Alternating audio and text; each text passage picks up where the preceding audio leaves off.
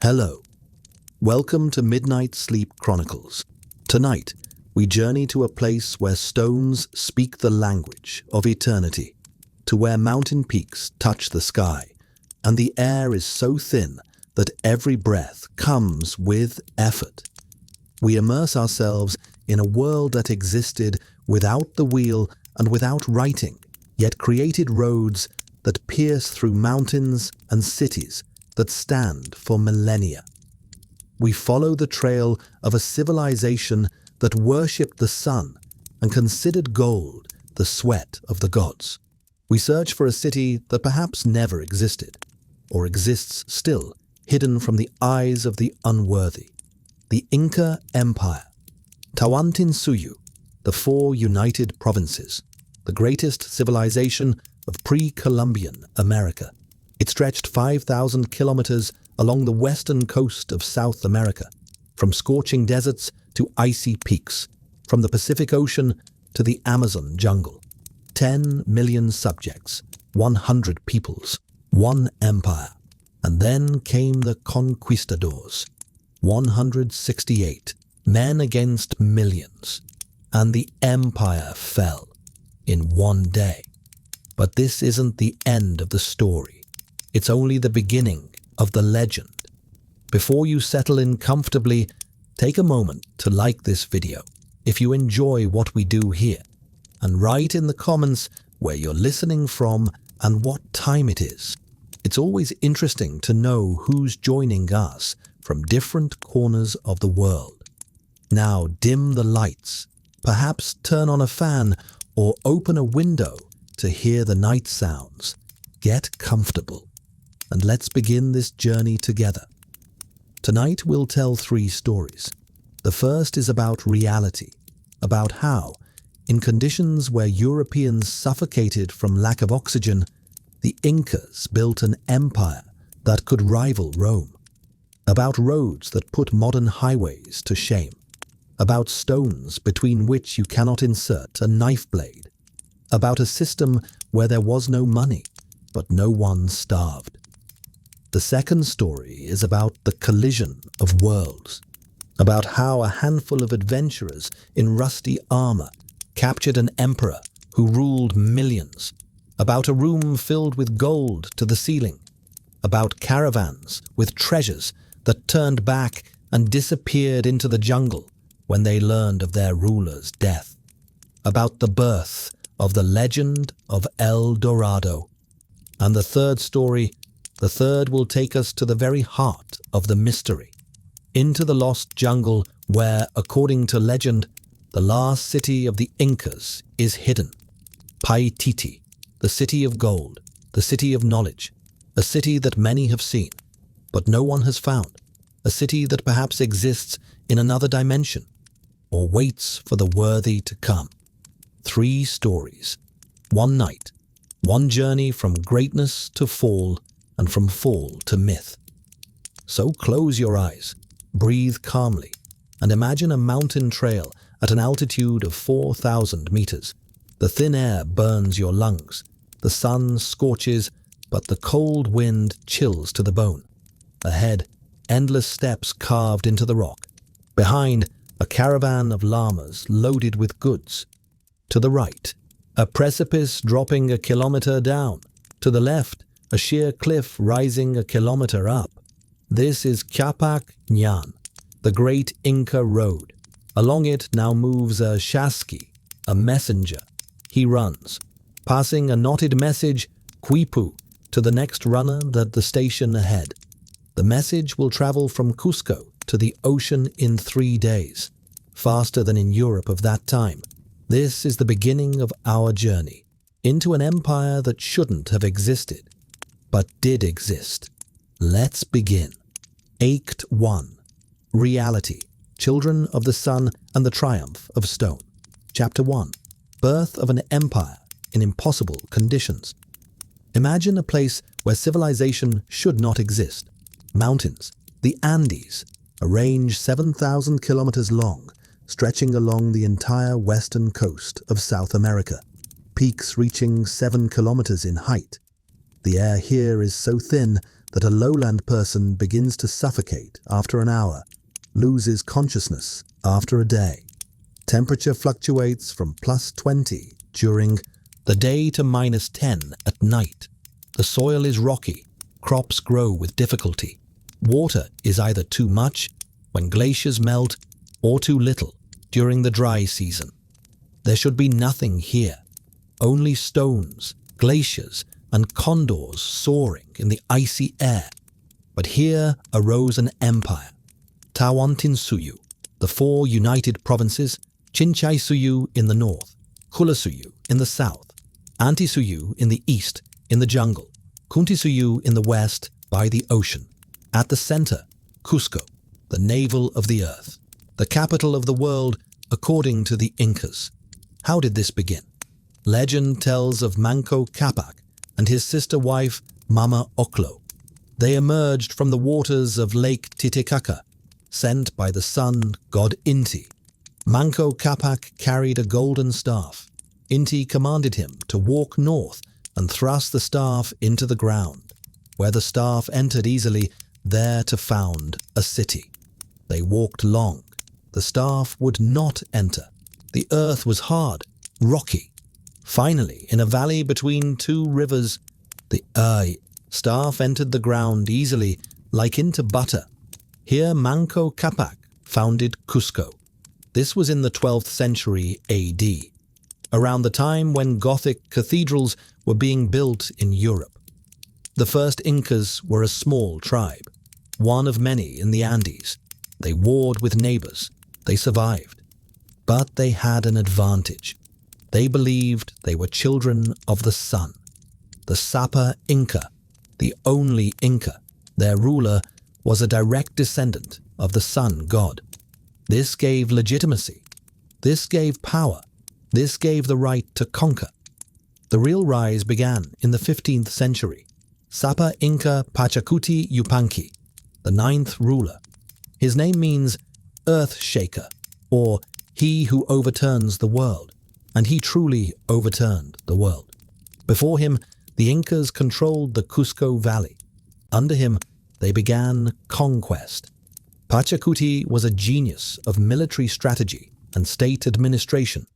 He reformed the army, created a road system, developed administrative divisions. During his 25 years of rule, he expanded the empire tenfold. His son Tupac Inca Yupanqui continued. He conquered the north, the territory of modern Ecuador. He conquered the south to central Chile.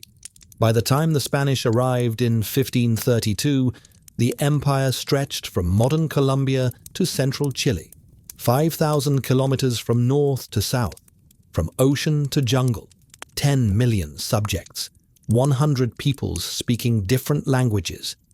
But all obeyed the Sapa Inca. All paid tribute. All worked for the empire's benefit, because the Incas created a system that worked. Additional historical context. The Inca expansion was not merely military conquest, it was sophisticated cultural and economic integration. When the Incas conquered a territory, they didn't simply impose rule. They employed a strategy called mitma or mitmak, forced resettlement. Rebellious populations were moved to the empire's heartland, while loyal subjects from Cusco were settled in newly conquered territories. This broke local power structures and created a network of loyal administrators throughout the empire.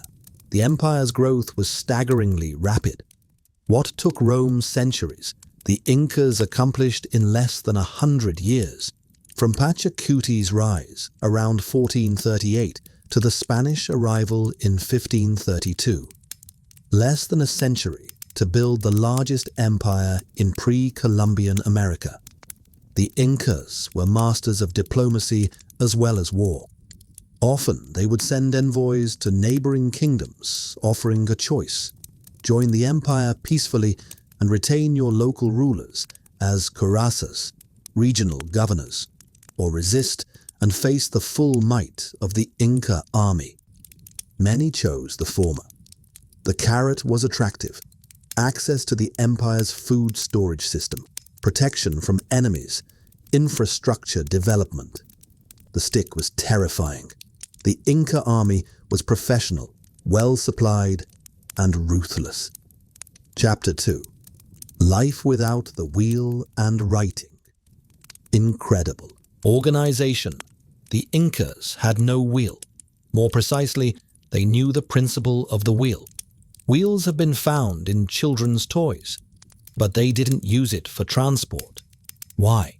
The mountains. In the Andes, the wheel is useless.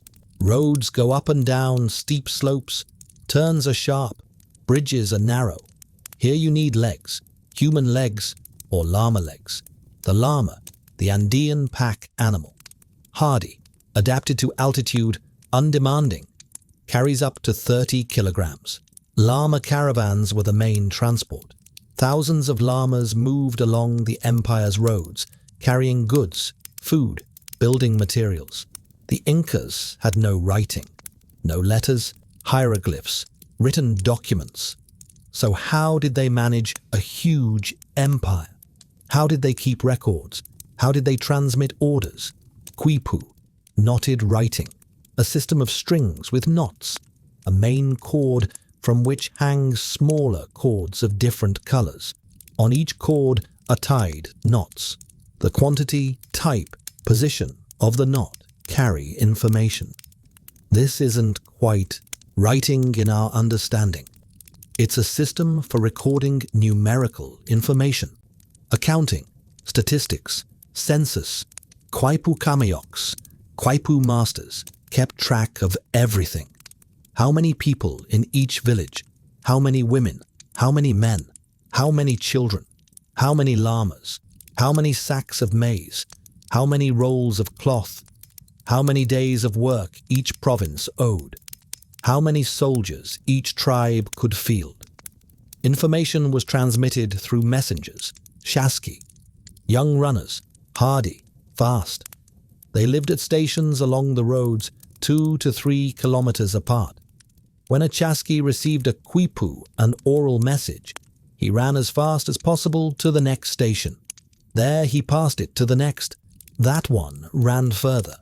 A message from Cusco to the coast, 600 kilometers, arrived in 3 days. From the empire's southernmost point to the northernmost, in a week. Faster than in the Roman Empire, faster than in medieval Europe.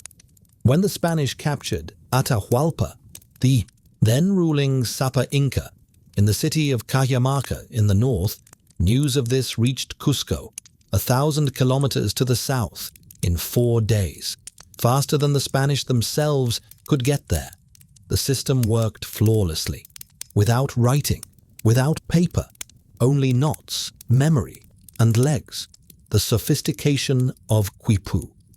Recent research suggests quipu was far more sophisticated than mere numerical accounting.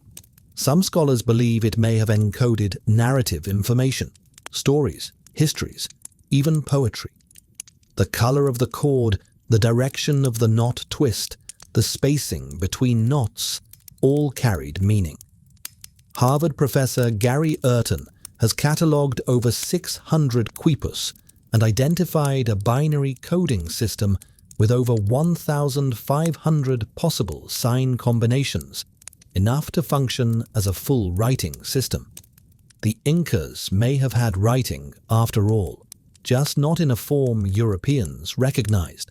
During the colonial period, Spanish priests burned quipus by the thousands, considering them instruments of devil worship.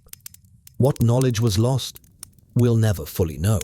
A few hundred quipus survive in museums, but most quipucamayocs died without passing on their reading skills. It's as if aliens found a computer hard drive without knowing what a computer is. Some indigenous communities in Peru still use simplified quipus for record keeping, particularly for tracking livestock. The tradition didn't completely die, it went underground. Chapter 3. Kapak Nyan, the road that pierces the sky. If you want to understand the greatness of the Incas, Look at their roads. Capac Ñan, the Great Road. More precisely, a road system, 40,000 kilometers. Two main highways. One runs along the coast, the second along the mountain range. Between them, hundreds of crossroads connecting the coast with the mountains. Inca roads are an engineering marvel. They traverse deserts where temperatures reach 40 degrees, through mountain passes at altitudes of 5 kilometers, where temperatures drop to -20, through gorges, over precipices, across rivers, through snow. The road is paved with stone, not everywhere, but in important places. Mandatory. Road width, 3 to 5 meters, enough for llama caravans and porters. Along the road edges, curbs, so llamas don't fall into the abyss. In especially dangerous places, stone parapets.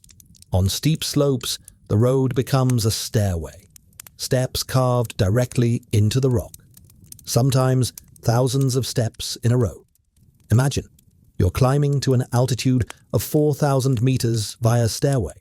The air is thin, your heart pounds, your lungs burn, but you continue, because the Sapa Inca's order must be fulfilled, because the caravan must arrive, because the empire depends on these roads. Bridges span rivers, stone in some places, but more often, suspension bridges. From plant fibers, thick ropes are woven, as thick as a human thigh. These ropes are stretched across the gorge. On top, a deck of branches and planks. The result is a bridge that sways in the wind, creaks, but supports llama caravans and dozens of people simultaneously. The most famous, the bridge over the Apurimac River, a gorge hundreds of meters deep. The river below roars, thunders. The bridge hangs above it, more than 40 meters long. When you walk on it, you feel every step. The planks flex, the bridge sways. Looking down is frightening. But the inhabitants crossed calmly. Habit. These bridges were maintained by local communities. Every year the ropes were replaced. This was part of the labor tax. Mita. All subjects of the empire had to work a certain number of days for the state's benefit. Some built roads, some repaired bridges, some worked in the Sapa Inca's fields or in mines. Along the roads were located tambos, stations, every 20 to 30 kilometers. Here travelers rested, llamas were changed, messengers passed messages. Tambos stored supplies of food, clothing, weapons. In case of war, the army could move quickly, replenishing supplies at stations. The road system connected the empire into a whole, allowed rapid troop movement, transmission of orders, transportation of resources. The Incas controlled territory not because they had more soldiers, but because they could deliver soldiers to the needed place faster than any enemy. Engineering details. The roads adapted brilliantly to terrain. In deserts, they were marked by posts or stones, since paving wasn't necessary in sand. In swamps, they became elevated causeways, platforms built above the wetlands. In mountains, they included drainage systems to prevent erosion from rain and snowmelt. Some mountain sections had different lanes for different altitudes. One route for the rainy season when lower paths flooded, another for dry season. The Incas understood their environment intimately. Road width was standardized for llama caravans. Llamas can't be ridden. They're too small and their backs too weak, but they're perfect pack animals. A typical caravan might include 50 to 100 llamas, each carrying 20 to 30 kilograms, covering 15 to 20 kilometers per day. The Inca roads influenced Spanish colonial routes. Many modern Peruvian highways follow Inca paths, and portions are still used today. In 2014, UNESCO designated Capac Ñan a World Heritage Site, recognizing it as one of humanity's greatest engineering achievements. Chapter 4. Stones that Shame Time. But the true marvel of Inca engineering is their architecture. Inca stonework is unparalleled. Look at the walls of Cusco, enormous blocks of granite, andesite, diorite, stones weighing tens, sometimes hundreds of tons, fitted together so perfectly that you cannot insert a knife blade between them, cannot insert even a sheet of paper. The joints are absolutely tight. How did they do it? The Incas had no iron tools, only bronze, stone, and wood. No wheel, no lifting cranes, no horses or oxen. There were no draft animals in America before Europeans arrived, and yet they quarried blocks in stone quarries, transported them for kilometers, lifted them onto mountain slopes, processed them to perfect shape, and assembled them into walls that have stood for 500 years and survive earthquakes. Sacsayhuaman, the fortress above Cusco, 3 tiers of zigzag walls, stones in the lower tier up to 5 meters high, weighing up to 200 tons, fitted so precisely that you see not rectangular blocks but complex polygons. The 12-angled stone inserted between neighbors so that all joints are perfect. How? Many theories. One says the Incas softened stone with plants. The sap of some unknown plant supposedly makes stone soft as clay for several hours. A beautiful legend, but the plant hasn't been found. Most likely it doesn't exist. The real explanation is simpler and more impressive. Patience, labor, mastery. Inca masons spent months processing one block. They used stone hammers from harder rock. They struck, polished, fitted. They tried the block in place, removed it, polished more, tried again, over and over, until it fit perfectly. Blocks were moved on log rollers. Hundreds, thousands of people pulled with ropes, slowly, 1 meter per hour, 1 kilometer over weeks. But they moved it. They lifted them onto slopes via earthen ramps, earth, stones, logs. Build a ramp, drag the block up, dismantle the ramp. Why such effort? Strength, beauty, eternity. The Incas built not for centuries, for millennia. They wanted their creations to outlive time, and they have. Machu Picchu, the lost city of the Incas, discovered by American archaeologist Hiram Bingham in 1911, at an altitude of 2,500 meters on a mountain peak between 2 summits. The city is built on terraces carved into the slope. Hundreds of structures, temples, palaces, residential houses, warehouses, fountains. The stonework is impeccable. Walls stand though 500 years have passed. The Spanish were never there. The city remained unknown. When the inhabitants left, the jungle swallowed Machu Picchu, but the stones remained. The Incas didn't use mortar. Stones hold through precision fitting and their own weight. This protects against earthquakes. The Andes are a seismically active zone. Earthquakes happen often, but Inca walls don't collapse. Stones move slightly, then return to place, as if alive. The Spanish admired and envied. They tried building on Inca foundations, used Inca walls as the base for their buildings. The Santo Domingo Church in Cusco is built on the foundation of Coricancha, the main temple of the sun. Earthquakes destroyed the Spanish construction. The Inca foundation stood. Additional architectural marvels. The Incas understood seismic engineering intuitively. Their walls often lean slightly inward, about 5 degrees, making them more stable. Doorways and windows are trapezoidal, wider at the bottom than the top, which distributes weight more effectively and prevents collapse. Water engineering was equally sophisticated. Machu Picchu has a complex hydraulic system with 16 fountains fed by a spring. The water channel, built 500 years ago, still functions perfectly today. The gradient is precisely calculated to maintain flow without erosion. The Temple of the Three Windows at Machu Picchu aligns with astronomical events.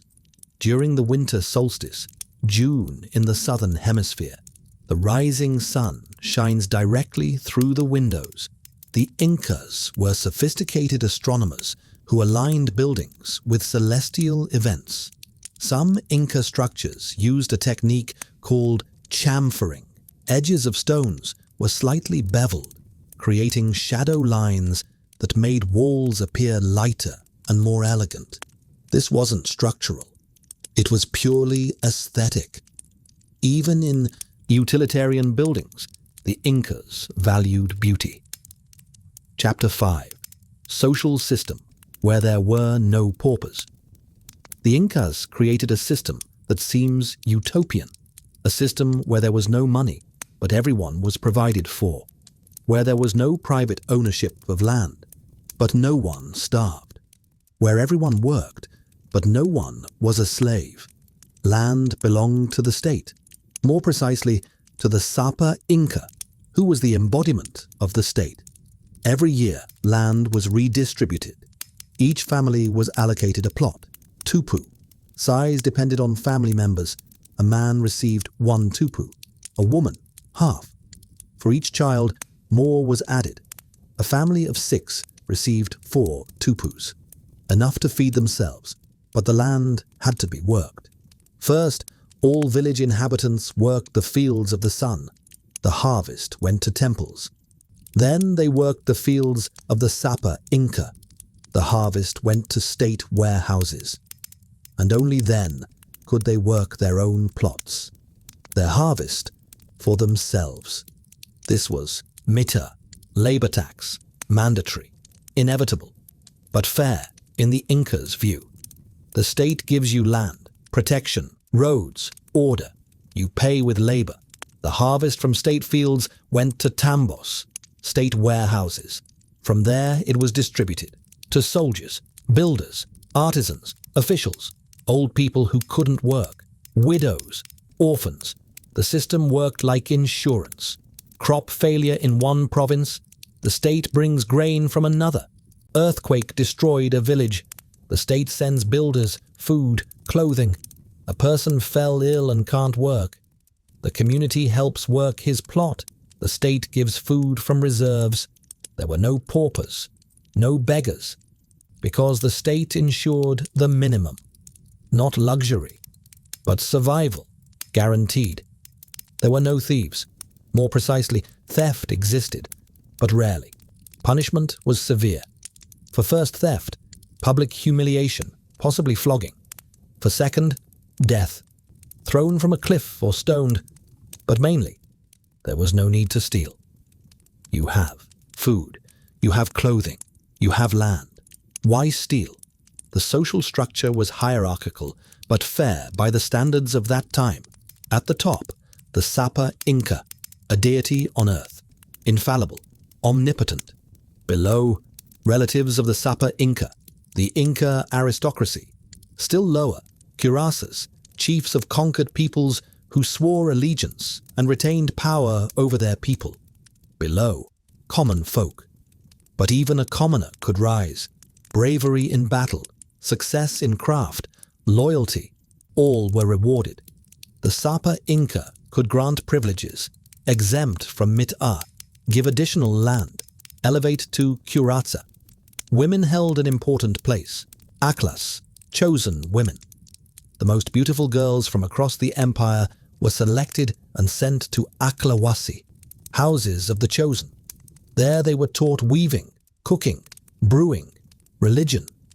Some aklas became priestesses of the sun. They took vows of chastity, lived in temples. Breaking the vow was punished by death, buried alive. Some aklas the Sapa Inca gave to noble men as wives, a high honor. Some became concubines of the Sapa Inca himself. He had hundreds of concubines, but only one principal wife, the Coya, usually his sister. The Incas practiced incest in the ruling family to preserve the purity of divine blood. Economic sophistication. The Inca economy operated without money or markets as we understand them. This was a command economy, but remarkably efficient. The decimal system organized society. Groups of 10 families, then 50, then 100, then 500, then 1,000, up to 40,000. Each level had an administrator responsible to the level above. Reciprocity governed relationships. The state gave land and protection. Subjects gave labor.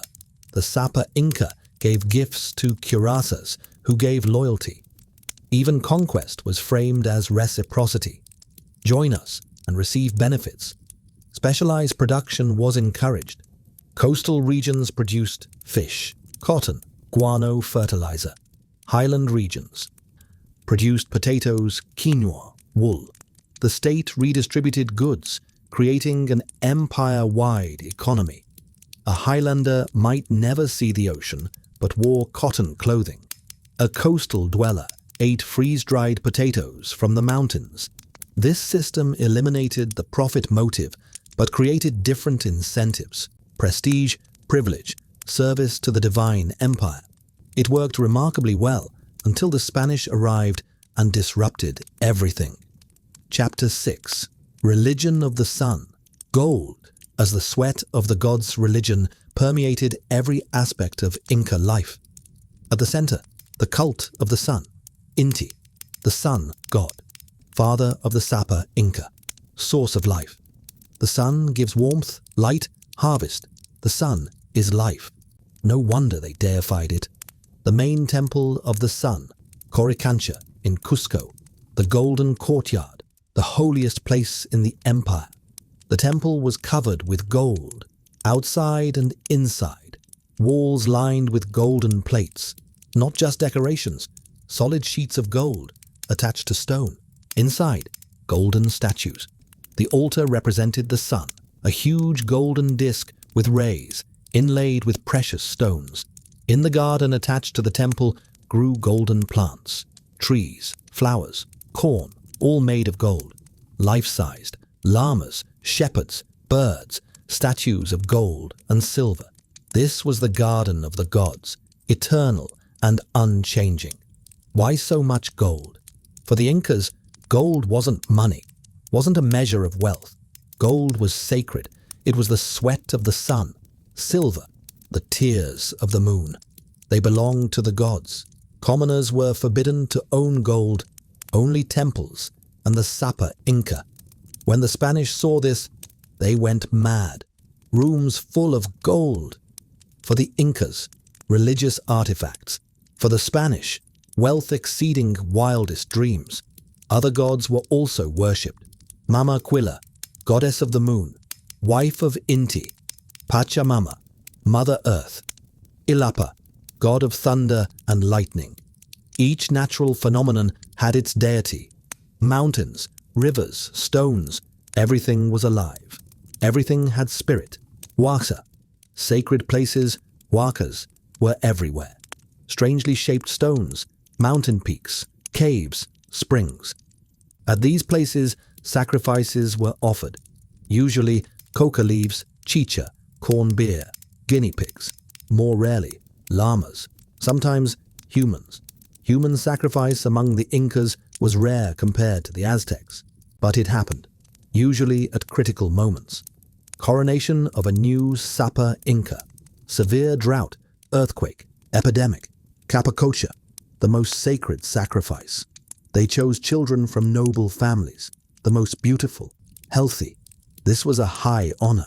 Children were prepared for months, fed the best food, dressed in the finest clothes, then led to a high mountain.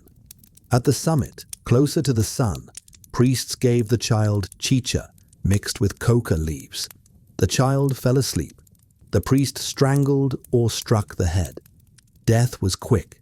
The body was left at the summit. Cold mummified it. The child became an intermediary between humans and gods, forever. Archaeologists have found such mummies, children, perfectly preserved, frozen 500 years ago. The mummy of Juanita, an Inca girl, sacrificed at the summit of Mount Ampato, found in 1995. Preservation is perfect. Face calm, clothing bright. She slept 500 years in an icy grave. Religious complexity. Inca religion was more sophisticated than simple sun worship. They recognized a supreme creator god, Viracocha, who created the universe, the sun, moon, and stars. Viracocha then departed, leaving Inti to govern the world. This theological hierarchy mirrored the political hierarchy. The Incas practiced divination extensively. Priests examined llama entrails, studied the movements of spiders in boxes, interpreted dreams. Before major decisions, the Sapa Inca consulted oracles throughout the empire. Ancestor worship was central. Dead Sapa Incas were mummified and kept in palaces. They weren't considered dead. They were still alive, still owned property, still gave counsel through priests who interpreted their wishes. During festivals, the mummies were brought out, dressed, given food and drink, paraded through Cusco. The living and dead shared the same ceremonial space. This created a bizarre problem. Dead emperors kept accumulating wealth and land. Each new Sapa Inca had to conquer new territories because his predecessors' holdings couldn't be redistributed. They belonged to the dead emperor's mummy. This drove constant expansion.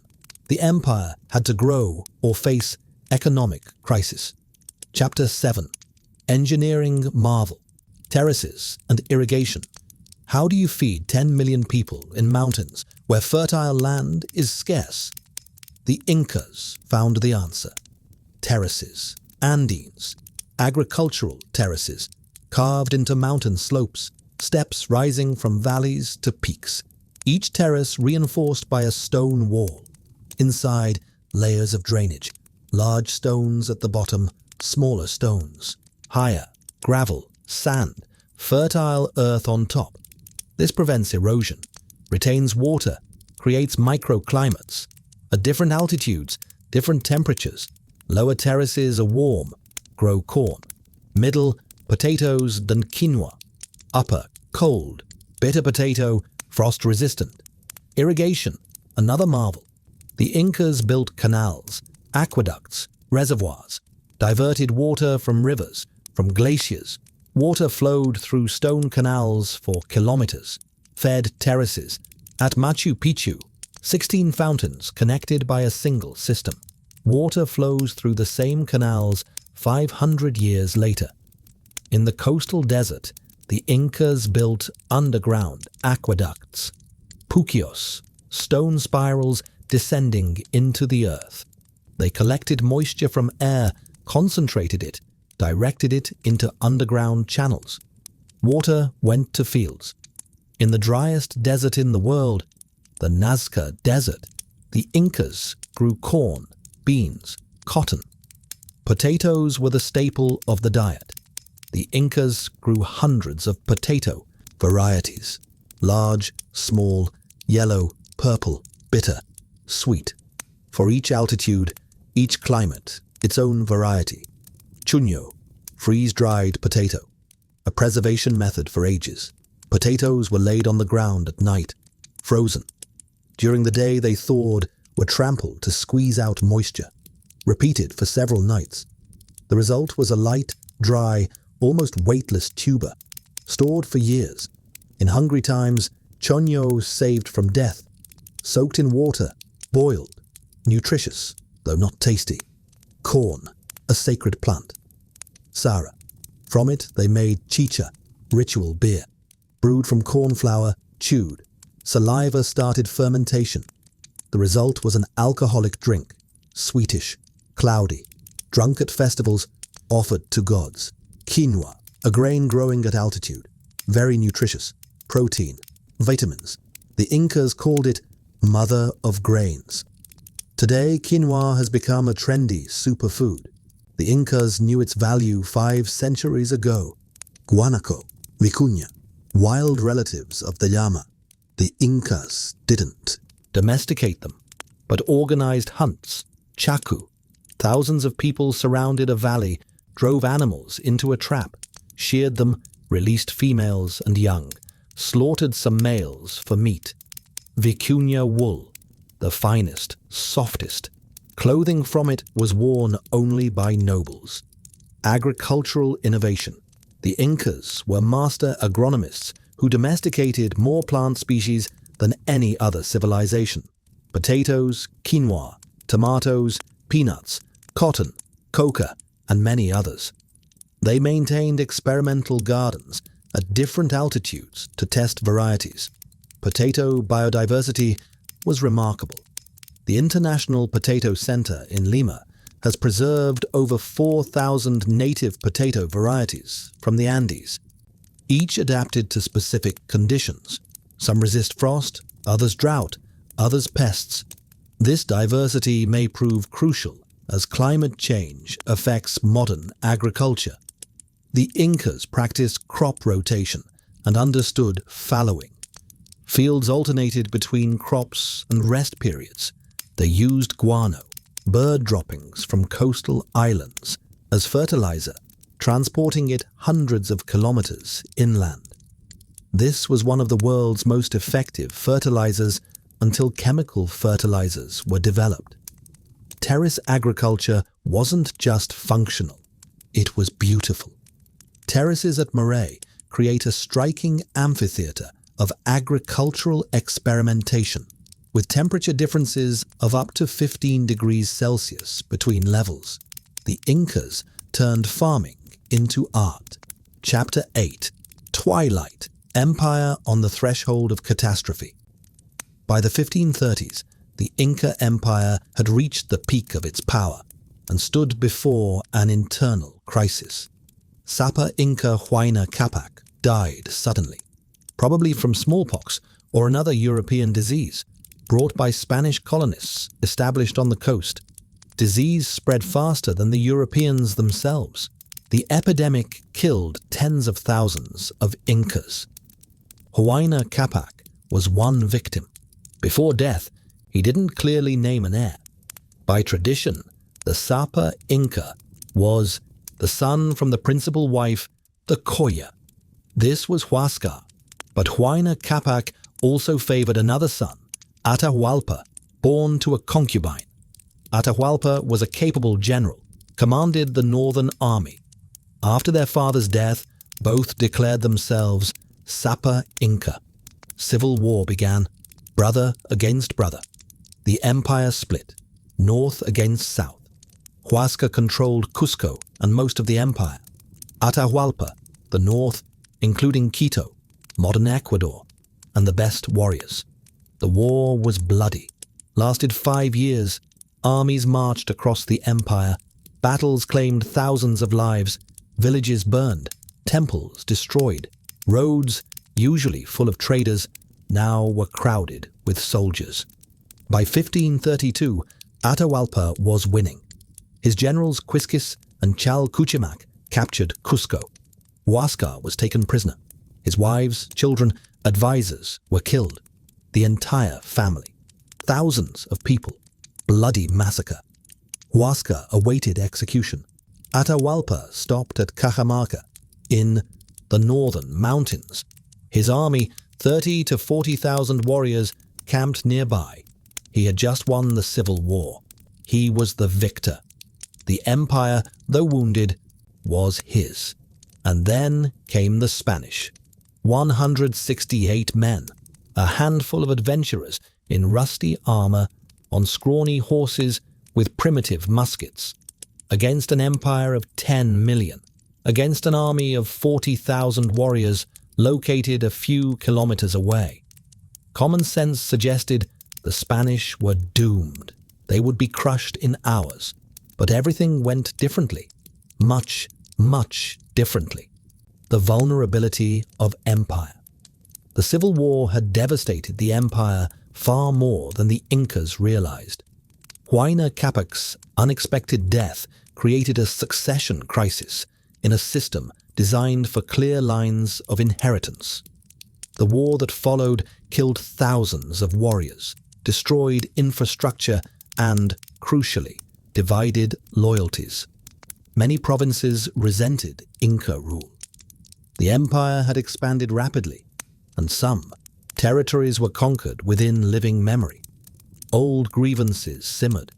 When the Spanish arrived, many subject peoples saw them not as invaders, but as potential liberators. This disunity would prove fatal. The disease that killed Huayna Capac was a harbinger. Europeans brought smallpox, measles, typhus, and other diseases to which Native Americans had no immunity. These invisible killers would ultimately devastate indigenous populations far more than Spanish swords. Some estimates suggest that by 1600, 90% of the pre-Columbian population of the Americas had died from disease. The Incas stood at a precipice, though they didn't know it. Their world was about to be shattered by forces they couldn't comprehend. Not just Spanish conquistadors, but microbes that traveled ahead of the invaders, weakening societies before the first shot was fired. Act 2. Legends, El Dorado and the Ransom for Atahualpa. Chapter 1. Conquistadors, Greed in Armor. Francisco Pizarro, an illegitimate swineherd from Spain. Illiterate, crude, cruel, but ambitious, hungry for glory and gold. He had already been to the New World, participated in expeditions in Panama, heard stories of rich lands to the south. Indians spoke of a kingdom where gold was as common as iron among the Spanish, of cities of stone, of a ruler who wore clothing of gold. Pizarro decided to find this kingdom, received permission from Spanish King Charles V, assembled a detachment, 3 ships, 180 men, 27 horses, several cannons and arquebuses, early muskets, loud, smoky, inaccurate but frightening. They sailed along the coast, heading south, landed, scouted, sailed again, saw signs of civilization, roads, temples, settlements, golden ornaments on local inhabitants. This was it, the Kingdom of Gold. In 1532, they landed in the Northern Empire, learned of the Civil War, learned that Atahualpa had won and was at Cajamarca. Pizarro decided to go to him. The handful of Spanish moved deep into the Inca Empire. They climbed the Andes. The road was difficult, the air thin, unfamiliar. Horses suffocated, people too. But they went, driven by greed, led by fear and desperation. If they turned back, they'd get nothing. If they went forward, maybe they'd die, but maybe they'd get gold. Along the way, they encountered inhabitants of the empire. Those looked with curiosity. Bearded, pale-faced men on huge animals. No one in the empire had ever seen horses. They thought rider and horse were one creature, a centaur. They feared, admired. Pizarro was cunning. Already in Panama, he'd seen how Mexican Aztecs were defeated by Cortés. The strategy was simple: capture the ruler, hold him hostage, use his power over the people, govern through him. Pizarro knew if he captured Atahualpa, the empire would be in his hands, paralyzed. Because the Incas were accustomed to obeying the Sapa Inca absolutely. Without him, the system would collapse. The men who gambled everything. Who were these conquistadors? Not noble knights. Most were commoners, younger sons with no inheritance, criminals fleeing justice, adventurers seeking fortune. They were tough, ruthless, and desperate. The New World offered what Spain could not: the chance to become wealthy and powerful, regardless of birth. Pizarro himself was a remarkable figure. Born around 1475 to an unmarried teenager and a minor nobleman who refused to acknowledge him. Pizarro grew up in poverty, never learned to read or write, and spent his youth as a swineherd. He joined the Spanish military, sailed to the New World in 1502, and spent 30 years in various expeditions before launching his quest for Peru. His previous expeditions had failed. He'd been to the South American coast before, in 1524 and again in 1526, but faced starvation, hostile natives, and mutiny.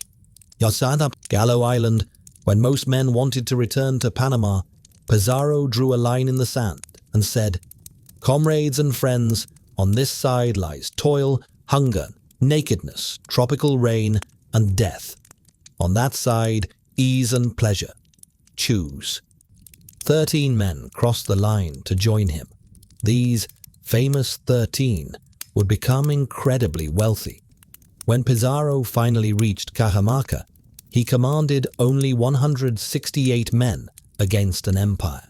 The odds were insane, but he had several advantages: steel weapons and armor, horses, which the Incas had never encountered, a few firearms, and most importantly, he had studied Cortés's conquest of the Aztecs and knew the strategy of capturing the ruler could work. Chapter 2. Cajamarca, the fateful meeting. November the 15th, 1532. The Spanish entered Cajamarca, a small town in a valley surrounded by mountains. Central plaza. Around it, stone buildings. The town was empty. Inhabitants had left. On hills around, the camp of Atahualpa's army. Thousands of tents, smoke from fires, tens of thousands of warriors. The Spanish saw this, counted, 168 against 40,000.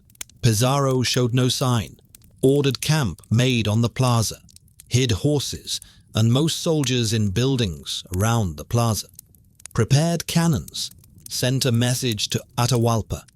"We've come in peace, want to meet the great Sapa Inca." Atahualpa was curious. He'd heard of the newcomers, wanted to look at them. He just won a war. He was all-powerful. 40,000 warriors awaited his command. A handful of bearded strangers posed no threat, decided to come to the plaza with an escort, show his magnificence, maybe take them into service, maybe execute them for impudence. He'd see. November 16th, the day that changed history. Evening. The sun descends toward the horizon. Onto Cajamarca's plaza entered a procession.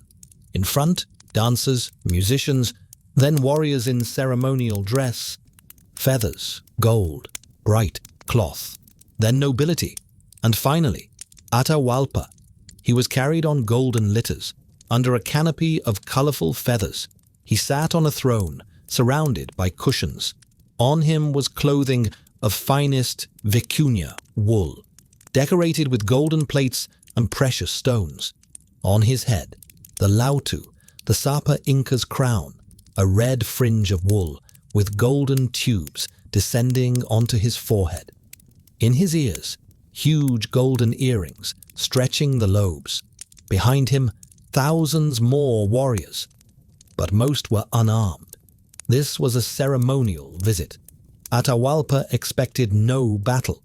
Why weapons against 150 newcomers? The procession filled the plaza. Atahualpa's litters stopped in the center. He looked around. The plaza seemed empty. Several Spanish stood at the edge. Where were the rest? Out came the monk Vicente de Valverde, in a black cassock, with a cross in one hand, a Bible in the other. Through a translator addressed Atahualpa. "I am a servant of God. I've come to tell you about the true faith. You must accept Christianity, recognize the authority of the Spanish king and the Pope of Rome, renounce your pagan gods." Atahualpa was perplexed. Who were these people commanding him, a deity on earth, to renounce his gods. He demanded explanations. Valverde held out the Bible to him. Atahualpa took it, examined it, opened it, didn't understand what it was, had never seen a book. The Incas had no writing. He brought it to his ear, listened, heard nothing, threw the book to the ground. Valverde was furious, shouted to Pizarro, "Sacrilege! Attack!" Pizarro gave the signal. Cannon fire, thunder, smoke, flame, crackling of arquebuses. From buildings around the plaza, horsemen burst out, charged the stunned crowd. Horses, huge, terrifying, trampling people. Riders cutting with swords, stabbing with spears. Infantry rushed onto the plaza. Swords, halberds, cries of "Santiago!" The Spanish battle cry, chaos, panic. The Incas were unarmed, stampede. People tried to flee, but exits from the plaza were narrow. Thousands pressed together, fell, trampled each other. The Spanish cut indiscriminately. Atahualpa on his litters in the center of chaos. His bearers refused to abandon him. They stood, held the litters, though death surrounded them. The Spanish cut down bearers. They fell. New ones caught the litters. Fell again, over and over. Loyalty unto death. Pizarro fought through to Atahualpa. Near him, several knights. They grabbed Atahualpa, dragged him from the litters. Pizarro was wounded. His own soldier accidentally struck him with a sword while protecting Atahualpa. Pizarro wanted him alive. Hostage, that was the key. The massacre lasted 2 hours. By nightfall, the plaza was piled with bodies. Thousands dead. Not a single Spaniard killed. Several wounded, including Pizarro. The rest unharmed. Atahualpa, a prisoner. The emperor of an empire of 10 million subjects, a hostage of 150 adventurers. The psychology of the moment. Why did Atahualpa walk into such an obvious trap? Several factors played roles. First, arrogance of victory. He just won a brutal civil war. His army was battle-hardened, numerous, and nearby. The Spanish seemed insignificant by comparison. Inca intelligence reported accurately on Spanish numbers. They knew exactly how few invaders there were. Second, cultural misunderstanding. In Inca warfare, battles were formal affairs, often preceded by negotiations, ritual displays, and challenges. Attacking during a diplomatic meeting violated all rules of engagement. Atahualpa couldn't conceive of such treachery. Third, the horses. The Incas had never encountered horses. These weren't just transportation. They were shock weapons. A mounted knight could charge through infantry. The psychological impact enormous. The Incas had no cavalry, no tactics to counter it. Fourth, the firearms. Arquebuses were actually ineffective weapons. Slow to reload, inaccurate, often misfired in rain. But the noise was terrifying, the smoke mysterious, the visible wounds horrific. To the Incas, they seemed like thunder and lightning, weapons of the gods. Fifth, Atahualpa may have been curious about these strange newcomers. Aztec Emperor Moctezuma had made the fatal mistake of treating Cortés as a guest. News of Mexico's fall had likely reached Peru through traders and travelers along the coast, but Atahualpa, confident in his military superiority, perhaps thought he could control the situation where Moctezuma had failed. Chapter 3. The Golden Room, the ransom that shook the world. Atahualpa in captivity. He was held in a building on the plaza, guarded. He sat, stunned, trying to understand what happened. His empire was at his feet. Now he himself was at the feet of bearded foreigners. But he was clever, quickly understood. The Spanish craved gold. He saw how their eyes lit up when they saw his golden ornaments. Gold, that's what they wanted. Atahualpa proposed a deal, pointed to the room where he was held. The room was large, approximately 7 meters long, 5 meters wide, 2.5 meters high. Atahualpa stood, raised his hand as high as he could, drew a line on the wall, approximately at a height of 2.5 meters, said, "I will fill this room with gold up to this line, once, and twice fill it with silver, in exchange for freedom." The Spanish looked. The room was huge. Fill it with gold. That's tons. Unimaginable wealth. Pizarro hesitated. Was this a trap? Or real? Atahualpa insisted. Said, "Give me 2 months. My people will bring gold from temples, palaces throughout the empire. You'll receive more gold than you've seen in your life. Just release me." Pizarro agreed. The order was given. Messengers sent throughout the empire. One message: collect gold. Bring to Cajamarca. Ransom for the Sapa Inca. The system of roads and messengers created by the Incas now worked against them. The order arrived quickly. Throughout the empire, gold collection began. Temples were looted, golden plates torn from walls, statues removed from altars. The golden garden of Coricancha, flowers, trees, llamas, all were cut down, loaded onto llamas, sent north. Palaces were ransacked. Golden thrones, dishes, ornaments, everything went to Cajamarca. Llama caravans stretched for kilometers. Thousands of porters carried loads through mountains. Gold flowed like a river to Cajamarca. The Spanish watched, didn't believe their eyes. Every day new caravans arrived. Gold stacked in the room. The level rose, centimeter by centimeter, week by week. 2 months passed. The room wasn't filled to the line. Atahualpa asked for more time. Pizarro agreed. Another month passed. Gold continued arriving. By June 1533, the room was filled. Gold to the height of an adult's shoulder. Not quite to the line, but close. Silver also arrived. Mountains of silver. The Spanish began melting. All this magnificence, statues, plates, works of art, melted into ingots. Easier to count, easier to divide. Beauty didn't matter. Weight mattered. Total weight of gold, about 6 tons. Silver, about 12 tons. In today's money, tens, maybe hundreds of millions of dollars. Exact valuation is difficult, but this was wealth exceeding everything Spain received in a decade from all its possessions. Pizarro took the lion's share.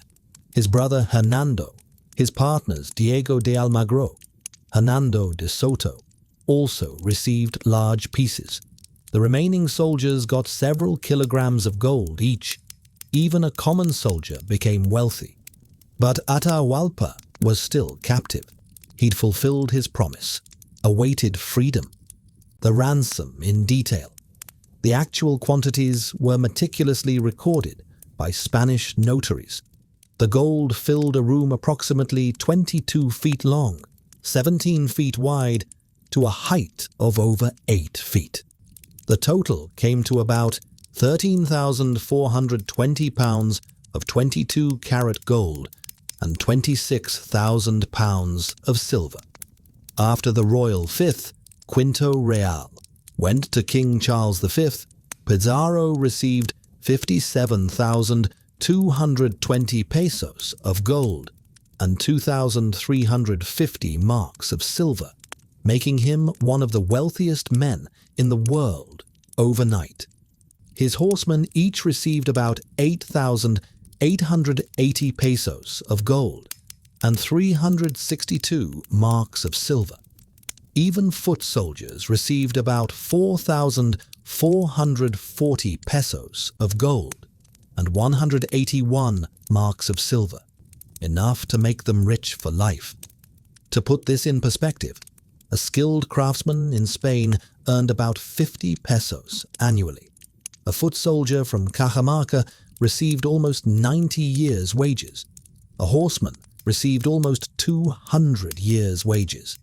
The melting was tragic from a cultural standpoint. Priceless artifacts, ceremonial vessels, sculptures, architectural decorations, life-sized cornstalks and llamas from the Coricancha garden, all were destroyed.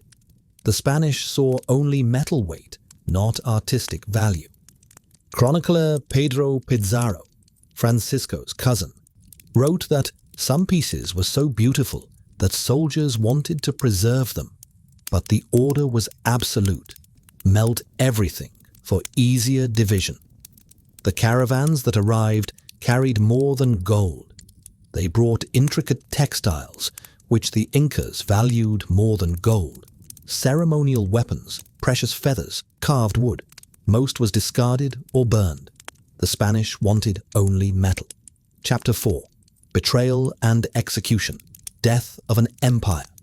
Pizarro hesitated. Release Atahualpa? If yes, what would he do? Gather an army. Take revenge. The Spanish would be crushed. Even with gold, they wouldn't leave alive. Keep him captive. But how long? Sooner or later, the Incas would try to free him, or raise a rebellion. Kill him. This was breach of contract, dishonorable, but practical. A Spanish council assembled. They argued. Hernando de Soto spoke for release. Said, "We gave our word. He fulfilled the conditions. Release him. Leave with gold. All will be well." But the majority opposed. Too dangerous. Decision made. Atahualpa was charged with crimes. The list of accusations was absurd. Murder of his brother Huasca, who was indeed killed, but not by Atahualpa's order, but by his generals. Idolatry, polygamy, conspiracy against the Spanish. The trial, a farce. Atahualpa didn't understand the charges. The translator barely knew the language. There was no defense. The sentence was predetermined. Death. July 26th, 1533. Atahualpa was led onto the plaza, the same plaza where he'd been captured. A post in the center. He was tied to it. The sentence read, "Burning alive." Atahualpa was terrified. For the Incas, burning was a terrible punishment. The body must be preserved for the afterlife. If burned, there will be no resurrection. Eternal death. Valverde approached, offered, "Accept baptism." Atahualpa agreed. He was baptized. Given the Christian name Francisco in honor of Pizarro. Then a garrote, a metal collar with a screw, was placed around his neck, tightened. The neck broke. Atahualpa died. The last Sapa Inca who ruled a united empire. Murdered 9 months after capture. Ransom received. Word not kept. When news reached the caravans with gold still traveling to Cajamarca, they stopped, turned back, went into jungle, into mountains, hid the gold. Where? Unknown. Perhaps in Paititi, perhaps in other secret places. These caravans, according to legend, carried no less gold than had already been delivered. Perhaps more. Where is it? The Spanish searched. Didn't find it. The legend began. Atahualpa's final days. During his captivity, Atahualpa learned Spanish, played chess with his captors, and observed Spanish behavior with keen intelligence. He reportedly told Pizarro that the Spanish loved gold more than anything, even more than their god, since they demanded gold even from him. Atahualpa also ordered his generals to kill Huasca, his rival brother, fearing the Spanish might install Huasca as a puppet ruler.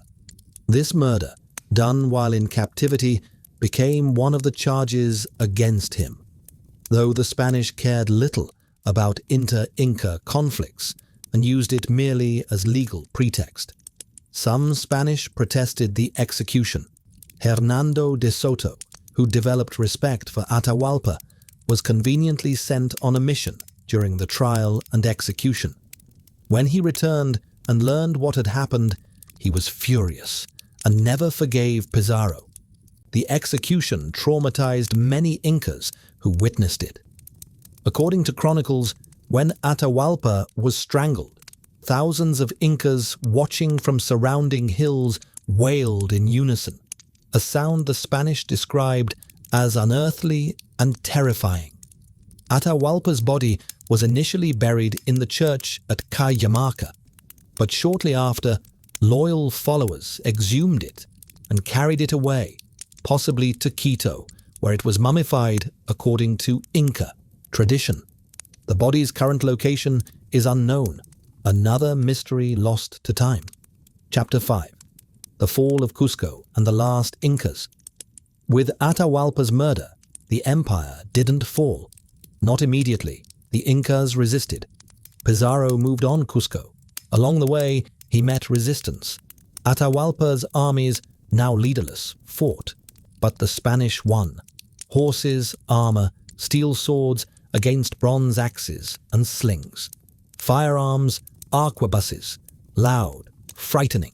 They exploded with a roar, a cloud of smoke. The Incas thought it was thunder and lightning, weapons of the gods, but mainly division. The empire had been split by civil war. Many tribes, conquered by the Incas, hated them, saw the Spanish as liberators. Thousands of warriors joined Pizarro, fought against the Incas. Ancient enmities proved stronger. November 15th, 1533, exactly 1 year after Atahualpa's capture. The Spanish entered Cusco, the empire's capital, the city of stone and gold. But there was almost no gold. Most had already been taken to Cajamarca. The rest the Incas hid. The Spanish were disappointed, looted what they found, destroyed temples.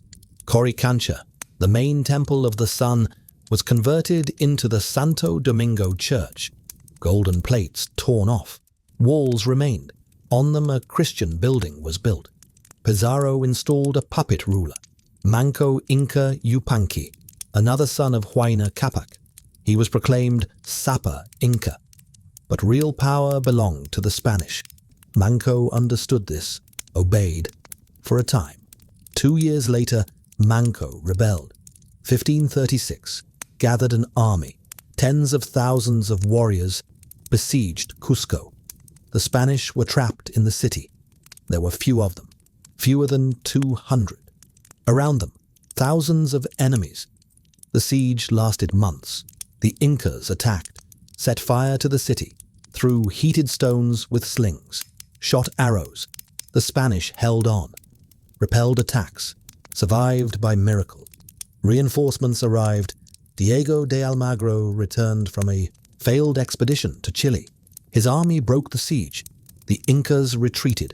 Manco fled, went east, into jungle, to Vilcabamba.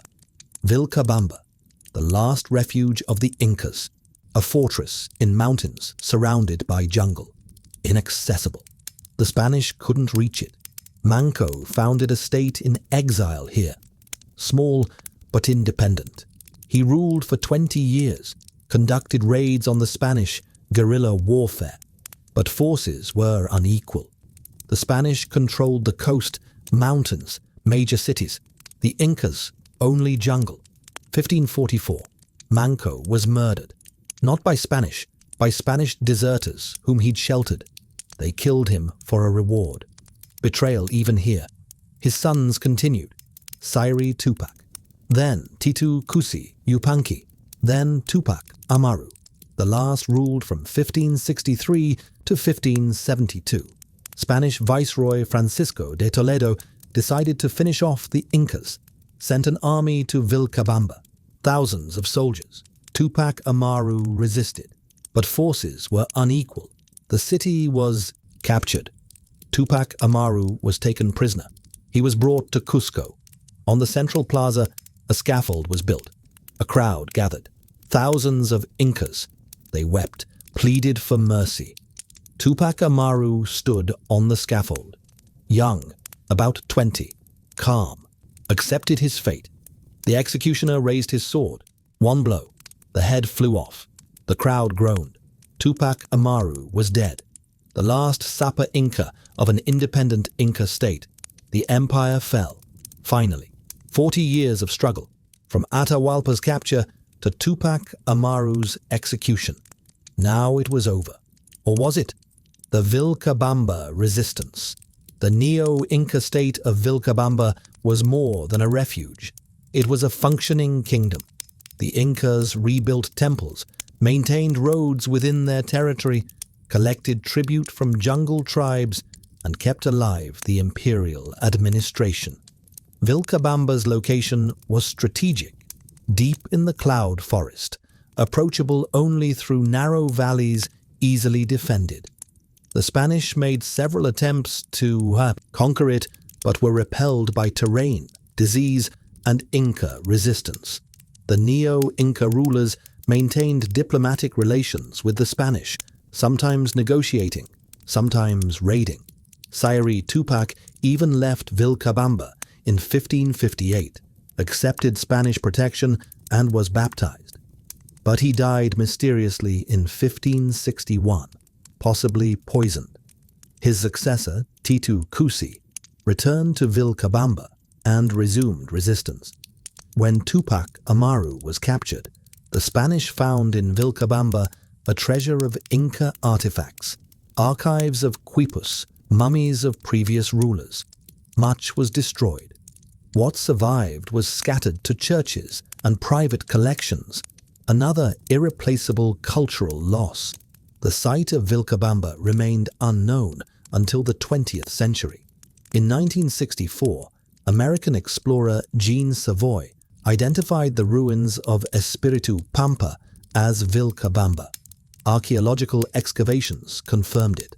But by then, the jungle had reclaimed much, and centuries of looting had taken their toll. Chapter 6. Birth of the Legend of El Dorado. The gold hidden by the Incas became an obsession for the Spanish. They tortured prisoners, demanded to be told where the treasures were. The Incas stayed silent, or lied, sent them on false trails. Legends multiplied. They spoke of a city full of gold, hidden in the jungle, called it by different names. El Dorado, the Gilded One. Though originally El Dorado wasn't a city but a person. A legend from another region, Colombia. A chieftain who covered himself with gold dust and bathed in a lake, throwing gold into the water as sacrifice to the gods. But the name stuck. El Dorado became a symbol, the city of gold, untold riches, somewhere in the jungle, waiting for those who find it. The Incas spoke of Paititi. This wasn't just a city. It was the last refuge, where the wise men, priests, keepers of knowledge went when the empire fell. They took with them gold, sacred artifacts, quipus with records of history. Paititi was protected, not just by mountains and jungle, but by magic, by fog that hides it from the unworthy, by spirits that lead astray, by curses that kill outsiders. The Spanish searched. Hundreds of expeditions went into the jungle. Few returned. Most died. Diseases, yellow fever, malaria, predators, jaguars, anacondas, tribes, warlike, unwelcoming to outsiders. The jungle devoured intruders, but the legend lived. Every generation found new seekers, adventurers, conquistadors, archaeologists, treasure hunters, all searched for Paititi, or El Dorado, or Inca treasures under any other name. They found ruins, small, abandoned cities, but not Paititi, not the city of gold. Gold wasn't found. It had vanished, dissolved into the jungle. Maybe the Incas melted it down, buried it, threw it into lakes. Maybe the caravans with gold never existed. Maybe it was a lie to give Atahualpa hope. Maybe. But the legend is more attractive. Gold is somewhere, in a secret city, waiting. El Dorado's evolution. The El Dorado legend actually originated with the Muisca people of Colombia, not the Incas. The Muisca had a ceremony where a new chieftain was covered in gold dust and rowed to the center of Lake Guatavita, where he would wash off the gold and throw offerings into the water. Spanish conquistadors heard this story and became obsessed. They attempted to drain Lake Guatavita multiple times over centuries. In 1545, they lowered the water level and found some gold artifacts. In 1580, they tried again with better technology. The most ambitious attempt came in 1911, when a British company drained the lake almost completely, but the mud at the bottom dried concrete hard before they could properly search it.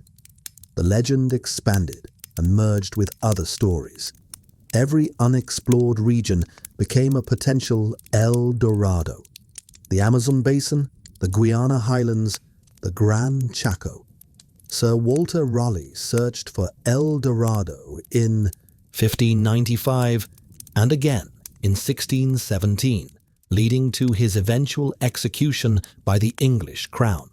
The psychological need for El Dorado was powerful. The Spanish conquistadors had found incredible wealth in Mexico and Peru. Surely there must be more. The vastness of South America, much of it unexplored by Europeans, fed these fantasies. Every rumor, every indigenous story became potential evidence of another golden empire waiting to be discovered. Paititi specifically became associated with the lost gold of the Incas, the treasure from caravans that supposedly turned back after Atahualpa's execution.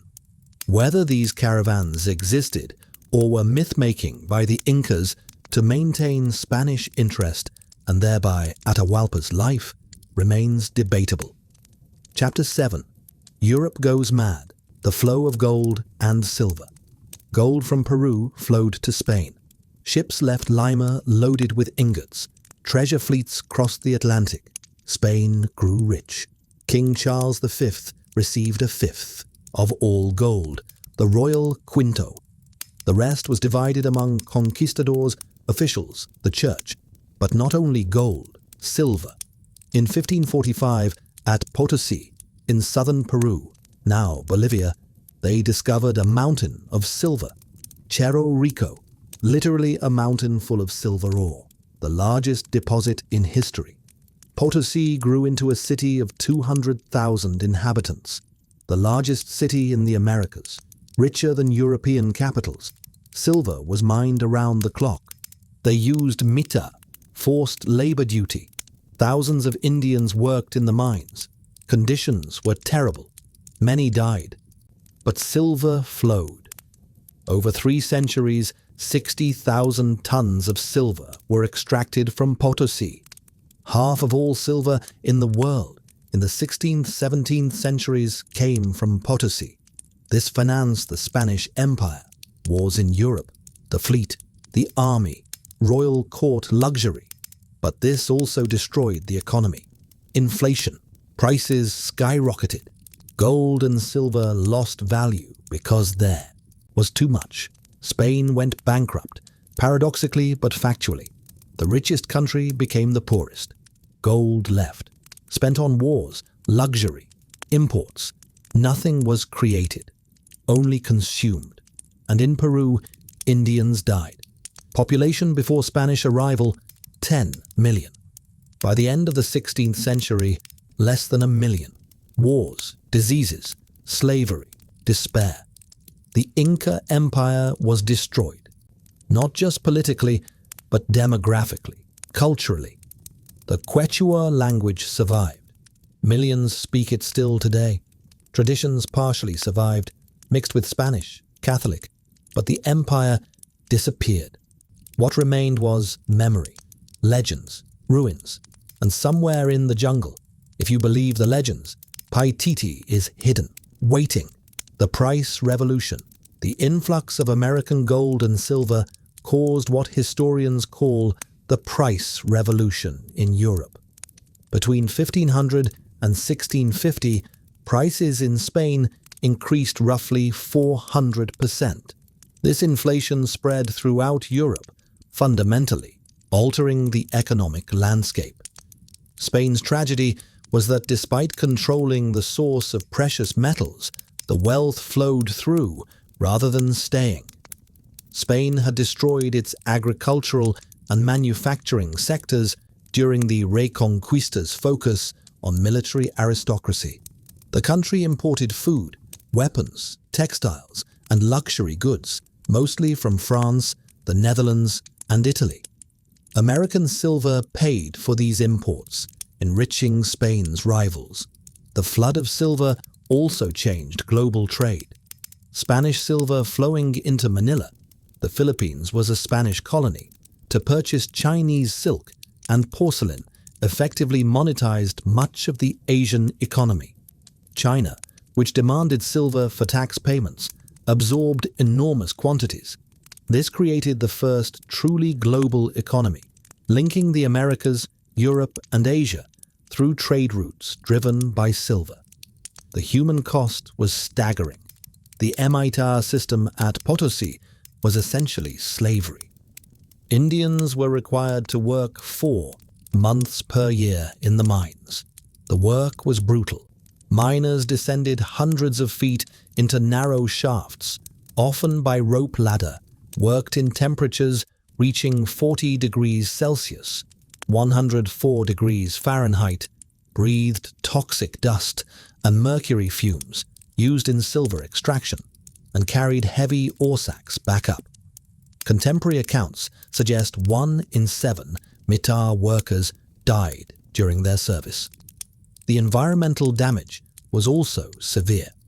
Deforestation around Potosi to fuel smelters, mercury contamination of rivers and soil, and exhaustion of the silver deposits transformed a once productive region into a barren moonscape. The city that once rivaled London in size dwindled to barely 20,000 by the early 20th century. Chapter 8. Modern Seekers. The obsession continues. The legend of Paititi didn't die. In the 20th and 21st centuries, seekers continue. Archaeologists, adventurers, writers. Expeditions go into the Amazon basin.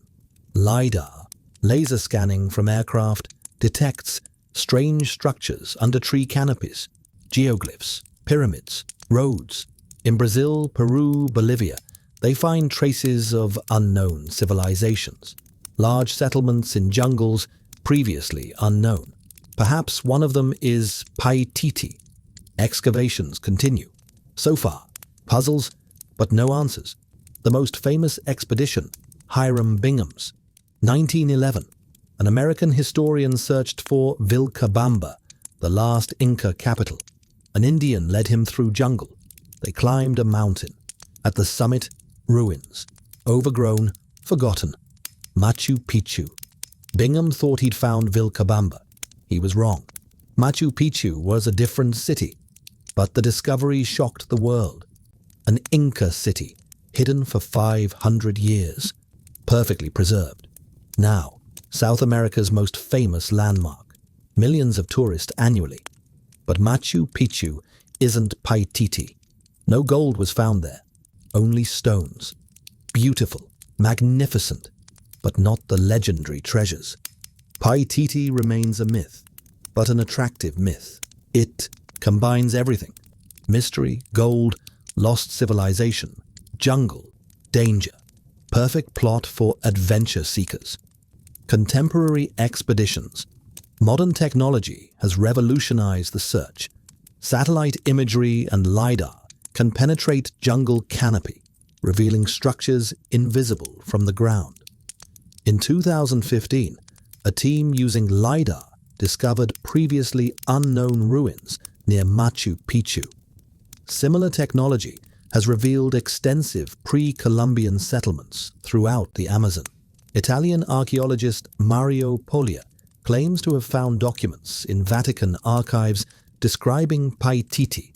A Jesuit missionary report from 1599 mentions a large city called Gran Paititi, east of the Andes, rich in gold, where Inca refugees fled. Polia launched expeditions to Peru's Madre de Dios region, but faced challenges from terrain, weather, and Peruvian authorities concerned about protecting uncontacted tribes. American explorer Gregory Diamenjian spent decades searching Bolivia's Llanos de Moxos region. He documented numerous unexplored ruins, but nothing definitively identified as Paititi. The problem: Paititi may be a generic name for several Inca outposts, not one specific city. The Peruvian government now restricts access to many areas, partly to protect uncontacted tribes, partly to prevent looting. This makes systematic archaeological work difficult. Much of the potential search area overlaps with protected indigenous territories where outsiders are prohibited. Some researchers believe Paititi may refer to multiple sites, a network of Inca refugees rather than a single city. The Incas, facing Spanish invasion, may have dispersed treasures and knowledge across several hidden locations, creating multiple Paititis rather than one. The romance of the search continues. In 2022, a new expedition claimed to have identified potential Paititi sites using satellite imagery. As of my last update, verification was ongoing. The legend endures, adapting to each generation's technology and dreams. Act 3. Mythology. Paititi, the city that withdrew into another dimension. Chapter 1. What the indigenous legends say. If you ask Indians in the jungles of eastern Peru or western Brazil about Paititi, many know this story. It's passed from generation to generation. Not written. Until recently, many tribes had no writing, but memory lives. Paititi, not just a city. It's a sacred place, a city of wisdom. There went the Amautas, Inca wise men, when the Spanish came. They took with them Quipus, where all the empire's history was recorded. They took golden statues of gods. They took knowledge, astronomy, medicine, engineering. Paititi is protected, not by walls, not by armies, but by nature and spirits. Fog envelops the city, constantly, thick, impenetrable. If you enter the fog, you'll get lost. You'll walk in circles. You'll exit where you entered, or won't exit at all. You'll remain in the fog forever. Jungle spirits guard Paititi. They take the form of animals. A jaguar walking ahead of a traveler, leading into an abyss. An anaconda blocking the river. Birds whose cries lead astray. But not all spirits are hostile. If you're worthy, if your heart is pure, spirits will help, show the way, open the fog, let you into the city. But if you come for gold, for glory, for greed, spirits will destroy you. The jungle will swallow you. Bones will remain. Name will be forgotten. The inhabitants of Paititi still live, according to legends, descendants of the Incas, unchanged over centuries, because in Paititi time flows differently. There's no old age, no disease. They live in harmony with nature, grow food, worship the sun, preserve knowledge. They know about the external world, but don't come out. They wait. For what? For when the time comes, when the world is ready, or when the end comes. Then they'll emerge, restore the empire, or something new, better. This is a myth, but a myth people believe in, not just Indians, but seekers, mystics, those who want to believe that somewhere exists a utopia, hidden, inaccessible, but real. The living tradition. Indigenous Amazonian tribes maintain oral traditions about cities of the ancestors. The Machiguenga people, living in the Madre de Dios region, speak of Paiquiquin, possibly a cognate of Paititi, a place of plenty where their ancestors lived before being driven into the forest. The Matsigenka tell of Gran Paititi, describing it as having streets paved with gold, houses with golden roofs, and being protected by a race of white warriors, possibly a post-conquest addition to the legend, incorporating Spanish into the mythos. These stories aren't merely treasure-hunting tales. They're cultural memories of a time before the Spanish conquest, when indigenous civilizations thrived. Paititi represents not just material wealth, but a lost golden age, a time before disease, slavery, and cultural destruction. Anthropologists note that such stories serve social functions, maintaining cultural identity, explaining historical trauma, providing hope for cultural restoration. The belief that somewhere Inca knowledge and power survive intact offers psychological resilience to communities that experienced genocide and cultural suppression. Some scholars suggest the Paititi legend may encode actual geographical knowledge. Indigenous descriptions of Paititi's location, east of Cusco, beyond great rivers, in a valley surrounded by mountains, could describe real places. The challenge is distinguishing cultural memory from elaboration, fact from fantasy. The shamanic dimension. Ayahuasca ceremonies in the Amazon sometimes feature visions of golden cities. Participants report seeing elaborate stone structures, golden temples, wise elders sharing knowledge. Are these memories encoded in cultural consciousness, accessed through altered states, or merely hallucinations shaped by cultural expectations? Traditional shamans describe Paititi not as a physical location, but as a place of power, accessible through spiritual practice. In this interpretation, the city exists on a different plane of reality, accessible not by physical travel, but by consciousness expansion. This shamanic understanding has attracted New Age seekers who visit Peru hoping to access Paititi through ayahuasca ceremonies. This has created tension. Indigenous communities feel their sacred practices are being commodified, while seekers believe they're genuinely pursuing spiritual truth. Chapter 2. Paititi in Maps and Manuscripts. Paititi is mentioned in historical documents. Spanish chronicles of the 16th century. Conquistadors, missionaries recorded Indian stories. A city rich in gold, hidden in jungle. But where exactly? They didn't know. Maps of the 17th, 18th centuries show Paititi, or Gran Paititi, somewhere in the Amazon basin, east of Cusco. But precise location varies. Some maps place it in the Madre de Dios jungles, Peru. Others in Incas, Brazil. Still others in Bolivia. Missionaries exploring the jungle heard stories. Andrea Lopez, a Jesuit in the 17th century, wrote of a great Inca settlement in the east. Didn't find it, but believed in its existence. In the 19th century, interest revived. Explorers searched for lost cities. Paititi became a target. Expeditions departed. Most failed. Some disappeared without a trace. Colonel Percy Fawcett, British explorer, early 20th century. He was obsessed with finding a lost city in the Brazilian jungle. Called it Zed. Believed it was remnants of an ancient civilization, possibly Paititi. 1925. Fawcett set out on an expedition, with him his eldest son and his friend. They entered the jungle of Mato Grosso state, sent letters.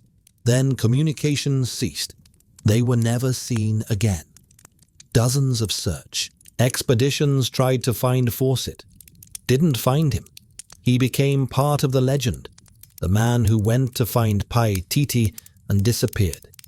Maybe he found it. Maybe he stayed there, or died from disease, tribe, jungle. Fawcett's documents, published later, showed his confidence. He believed an ancient civilization existed in Amazonia, large, developed, destroyed, or hidden. His notes inspired many, but he himself became a victim of his obsession. Cartographic evidence. Historical maps are fascinating but frustrating sources. A 1574 map by Diego Mendez shows Paititi in the Gran Chaco region of southeastern Bolivia. A 1596 Jesuit map places it further north, in modern Acre, Brazil. Inconsistency suggests cartographers were recording rumors rather than verified locations. The most detailed early reference comes from missionary Andrea Lopez's 1663 report. He described a city seen from a distance by native guides, stone buildings, cultivated fields, population in white clothing. He planned to visit, but was recalled by his order before he could return. His description matches general Inca architectural styles, but lacks specificity. Some maps show multiple Paititis, perhaps indicating the name was applied to several Inca outposts or that cartographers were hedging their bets, including every rumor they heard. European mapmakers also confused different indigenous legends. El Dorado, Colombian, Manoa, Venezuelan, and Paititi, Peruvian/Bolivian, were sometimes treated as the same place or as different names for a general city of gold concept. This confusion persists in popular imagination. Fawcett's obsession. Percy Fawcett was a serious explorer, not a crank. He'd conducted extensive surveying in South America for the Royal Geographical Society, mapping remote regions of Bolivia and Brazil. His expeditions were scientific, methodical, well documented, but Fawcett became convinced that Western civilization had grossly underestimated pre-Columbian Americas. He believed ancient Amazonian cultures had achieved sophistication rivaling Egypt or Mesopotamia. His City of Z represented this conviction. Fawcett's last expedition in 1925 departed from Cuiabá, Brazil, heading toward the Upper Xingu region. His plan was secretive. He feared others would steal his discovery. His last communication was May 29, 1925, from Dead Horse Camp. Then silence. Over the decades, many expeditions searched for Fawcett. Some found indigenous reports of white men killed by hostile tribes. Others found skeletal remains later determined not to be Fawcett's. The most likely scenario: Fawcett's party was killed by the Kalapalo or Arama tribes, whose territories they entered. In 2010, remains were found and DNA tested. Not Fawcett. The mystery endures. His disappearance eclipsed his actual discovery goals, becoming a legend itself. The explorer who vanished seeking the lost city. Modern scholars note irony. Fawcett was partially right. Recent archaeology has revealed large, sophisticated pre-Columbian settlements in Amazonia, just not where Fawcett searched, and not exactly the stone cities he envisioned. Chapter 3. Satellites and LiDAR. Technology reveals secrets. The 21st century brought new tools: satellite imagery, LiDAR, laser scanning technology that sees through tree canopies, creating three-dimensional terrain maps. The Amazon was always considered virgin, untouched, dense jungle where only small tribes lived. But LiDAR showed otherwise. Under the canopy, thousands of structures were discovered. Geoglyphs, huge earthworks, visible only from above. Circles, squares, lines stretching for kilometers. In Acre, Brazil, hundreds of geoglyphs were discovered. Who built them? Why? Unclear. But clearly a civilization, larger than thought. Pyramids. In Bolivia, in the Llanos de Moxos region, LiDAR detected hundreds of pyramids, earth mounds up to 20 meters high, plus canals, roads, fields. This was a major civilization. Lived here before the Incas, perhaps 1,000 years ago. Then disappeared. jungle swallowed it, now being rediscovered. In Peru, in the Madre de Dios region, they find platforms, walls, terraces under jungle. Archaeologists excavate, so far fragments, but clear. People lived here. Many people. They built, then left. Why? Disease, war, climate change. Some researchers connect these discoveries with Paititi. Perhaps one of these cities is the legendary Paititi. So far, no definitive proof, no gold found, no inscriptions identifying the place as Paititi. But the discoveries show Amazonia wasn't empty. Millions of people lived here, built complex societies. Then Europeans came, brought disease. 90% of the population died within the first century. Those remaining degraded, simplified. The jungle reclaimed territory. Perhaps Paititi was a real city, one of many. The Incas could have founded an outpost in the jungle. Hidden treasures there. The city died out or was abandoned. Jungle swallowed it. Now it waits under green cover. Revolutionary discoveries. The scale of pre-Columbian Amazon civilization is being radically revised. LiDAR reveals that what appeared to be pristine jungle was actually heavily managed landscape. The Llanos de Moxos region alone contained an estimated 1,500 to 2,000 earthwork mounds connected by causeways.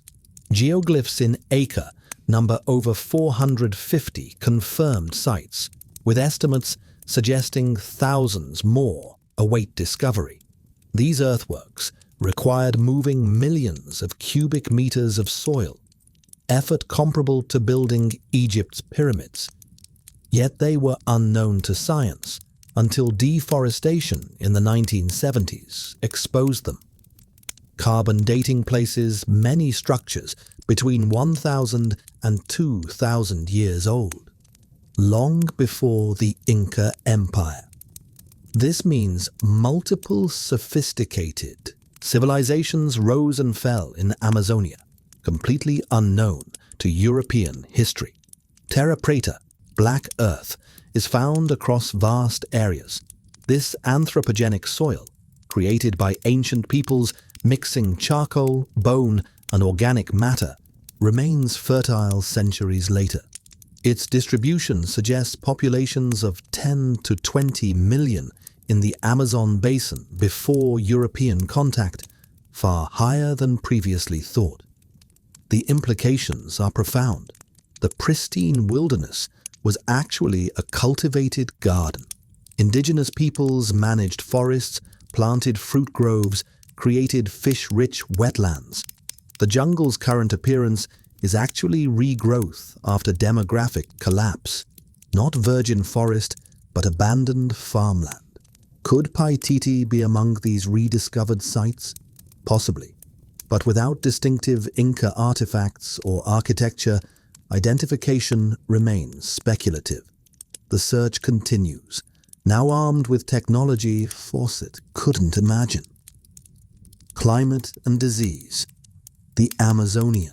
Civilizations collapsed primarily due to Old World diseases. Smallpox, measles, and influenza swept through indigenous populations starting in the early 1500s, often ahead of Spanish explorers themselves. Disease traveled through trade networks faster than Europeans. The demographic catastrophe was apocalyptic. Conservative estimates suggest 90% mortality within a century. Some regions suffered complete depopulation. Cities were abandoned not because of Spanish conquest, but because there was no one left alive. Climate also played roles. The medieval warm period, approximately 950 to 1250 AD, created favorable conditions for Amazonian agriculture. The subsequent Little Ice Age, approximately 1300 to 1850 AD, brought cooler, drier conditions that may have stressed water management systems and agricultural production. The confluence of climate stress and disease created perfect conditions for collapse. When Europeans finally penetrated deep into Amazonia in the 18th and 19th centuries, they found small scattered tribes living in what appeared to be virgin jungle. They concluded the Amazon had always been sparsely populated. They were wrong by orders of magnitude. Chapter 4. Mystical Paititi, portal to another dimension. But for some, Paititi is more than a physical city. It's a place of power, a portal, a connection to another dimension. Esotericists, mystics, spiritual truth seekers say Paititi exists on another level of reality, not in our three-dimensional world, but in the fourth dimension, or at a higher vibration. The Incas knew the secret, could alter consciousness. Coca leaves, ayahuasca, plant drink causing visions, meditation. They could see what ordinary humans can't see, communicate with spirits, travel between worlds. Paititi is a spiritual city, a place where wise men gathered, not their bodies, their souls, astral form. They live there in eternal bliss. Meditate, transmit knowledge through dreams, visions to those who are ready. To find Paititi, you don't need to go to the jungle. You need to go within. Meditation, ayahuasca, opening the third eye. Then you'll see the city. Enter it. Meet the masters. Receive teaching. This is the belief of some.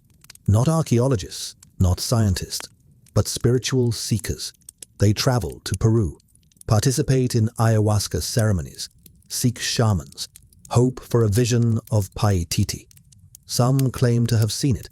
Describe a city of white stone, glowing from within, temples with golden domes, gardens where unseen flowers grow, people in white clothing, radiating light, an atmosphere of peace, love, knowledge.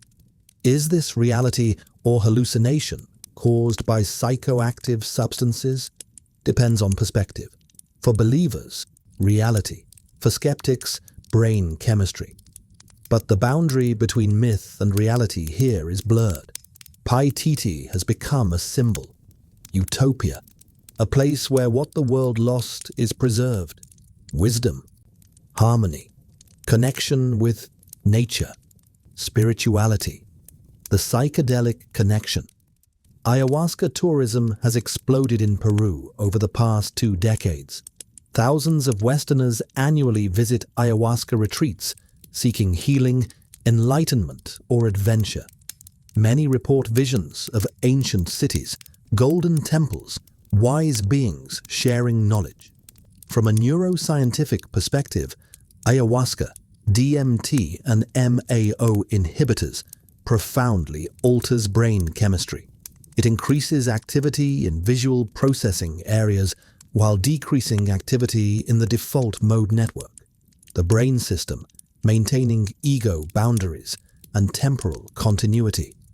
This creates feelings of timelessness, ego dissolution, and vivid visual hallucinations. Could these visions access real information? Some researchers explore whether altered states might access transpersonal knowledge. Psychologist Stanislav Grof documented patients under psychedelics reporting historically accurate information they had no normal way of knowing. Skeptics attribute this to cryptomnesia, unconscious memory, or coincidence. The Amazonian shamanic tradition views ayahuasca as allowing communication with plant spirits and ancestors. In this worldview, Paititi as a spiritual city accessed through ceremony makes perfect sense. It's not metaphor, but literal description of non-physical reality. Western seekers often appropriate these traditions problematically. Indigenous communities complain that sacred ceremonies are being commercialized, context stripped away, experiences packaged for tourists. The search for spiritual Paititi sometimes becomes another form of exploitation. Dimensional theories. Some New Age theories propose Paititi exist in a parallel dimension or at a different vibrational frequency. According to this thinking, ancient Incas possessed knowledge of dimensional travel, allowing them to phase the city out of our reality. This draws on quantum physics misunderstood and mystified. While quantum mechanics does describe strange phenomena at subatomic scales, there's no scientific support for macroscopic objects existing in alternate dimensions. Yet the idea persists. Some claim Paititi appears and disappears, becoming visible only at certain times or to certain people. This conveniently explains why no one finds it. It's not always there, in the normal sense. Psychologist Carl Jung's concept of the collective unconscious offers another interpretation. Perhaps Paititi exists as an archetype, a symbol residing in human collective psychology rather than physical space. The Golden City represents human longing for paradise lost, wisdom forgotten, unity with nature. It's real psychologically, if not geographically. Chapter 5. Curses and Guardians. Legends say Paititi is protected not only by nature, but by curses, magic. Those who went there swore to protect the city at any cost. Whoever approaches with impure intentions will die. Illness, accident, animal attack, or simply disappearance. The jungle takes them. Stories tell of expeditions that found something, ruins, golden artifacts. But on the way back, everyone died. Fever, snakes, drowned in river. One survived, told the story, never returned to the jungle again, went mad. Or seekers find an entrance, cave, tunnel, hidden valley. They enter, see something, then don't remember. Memory erased, returned with nothing. Vague feeling they were close, but can't remember where. Guardians of Paititi. Are these spirits or real people? Tribes living in jungle, uncontacted, who kill outsiders. Both versions exist. In the Amazon basin, there are uncontacted tribes. They live as they did thousands of years ago. Shoot arrows at anyone who approaches. Brazilian government forbids contact with them. Created protected zones. If you enter without permission, it's illegal and dangerous. Perhaps one of these tribes is descendants of the Incas, keepers of Paititi. They protect the city, kill those who search. Legend and reality intertwine. Uncontacted tribes. An estimated 100 to 200 uncontacted tribes exist globally, most in the Amazon. Brazil's FUNAI, National Indian Foundation, has documented dozens, though exact numbers are uncertain. These groups maintain isolation by choice, often based on traumatic historical contact, massacres by rubber tappers, enslavement by missionaries, diseases that decimated villages. They've learned outsiders bring death. Some may preserve ancient cultural knowledge lost elsewhere. Anthropologists have found uncontacted groups maintaining sophisticated ecological knowledge, medicinal plant use, and social organizations radically different from contacted tribes. Could some be Inca refugees or their descendants? It's possible, but unproven. The Inca Empire's eastern frontier bordered Amazonia. Some subject peoples fled Spanish rule into the jungle. Genetic studies of isolated Amazonian tribes might reveal Andean ancestry, but conducting such research would require contact, precisely what protection protocols forbid. The ethical issues are complex. Uncontacted tribes have rights to isolation, yet this makes verification of legends impossible. Perhaps somewhere in the uncontacted territories, Inca knowledge does survive. We'll never know unless they choose to reveal themselves. Real dangers. The Amazon is genuinely dangerous to outsiders. Diseases, malaria, yellow fever, dengue, leishmaniasis are endemic. Without prophylaxis and treatment, mortality is high. Fawcett likely died from disease or hostile encounter, not mystical curse. Predators exist, but rarely attack humans. Jaguars generally avoid people. Anacondas are dangerous only in water and rarely aggressive toward humans. Poison dart frogs are toxic but not aggressive. The real killers are mosquitoes and parasites. Getting lost is easy. The jungle is disorienting. Dense canopy blocks sun, making direction finding difficult. Rivers constantly change course. Landmarks disappear. Without GPS, experience guides, and emergency extraction plans, solo adventurers risk death by dehydration, starvation, or infection. Many mysterious disappearances have mundane explanations. The Amazon swallows bodies quickly. Decomposition is rapid in heat and humidity. Scavengers disperse remains. Vegetation covers traces. Someone dying alone from snakebite or disease simply vanishes. The curse is real enough. Not supernatural, but environmental. The jungle protects Paititi simply by being jungle. No magic needed. Chapter 6. Unexplained Discoveries. Amazon archaeology is just beginning. The jungle is enormous. Most is unexplored. But what they find is astonishing. Terra preta, black earth of Amazonia. This isn't natural soil. It's anthropogenic soil, created by humans. Mix of charcoal, bones, pottery, organics. Very fertile. Retains fertility for thousands of years. Discovered that huge territories of Amazonia are covered with terra preta. This means people lived here massively, engaged in agriculture for hundreds of years, maybe thousands, created artificially fertile soils, then disappeared. Who were they? What happened?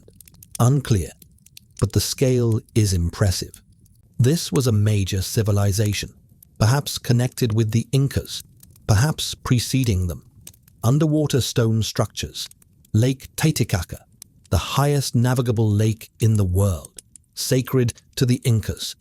Here, according to legend, Manco Capac emerged.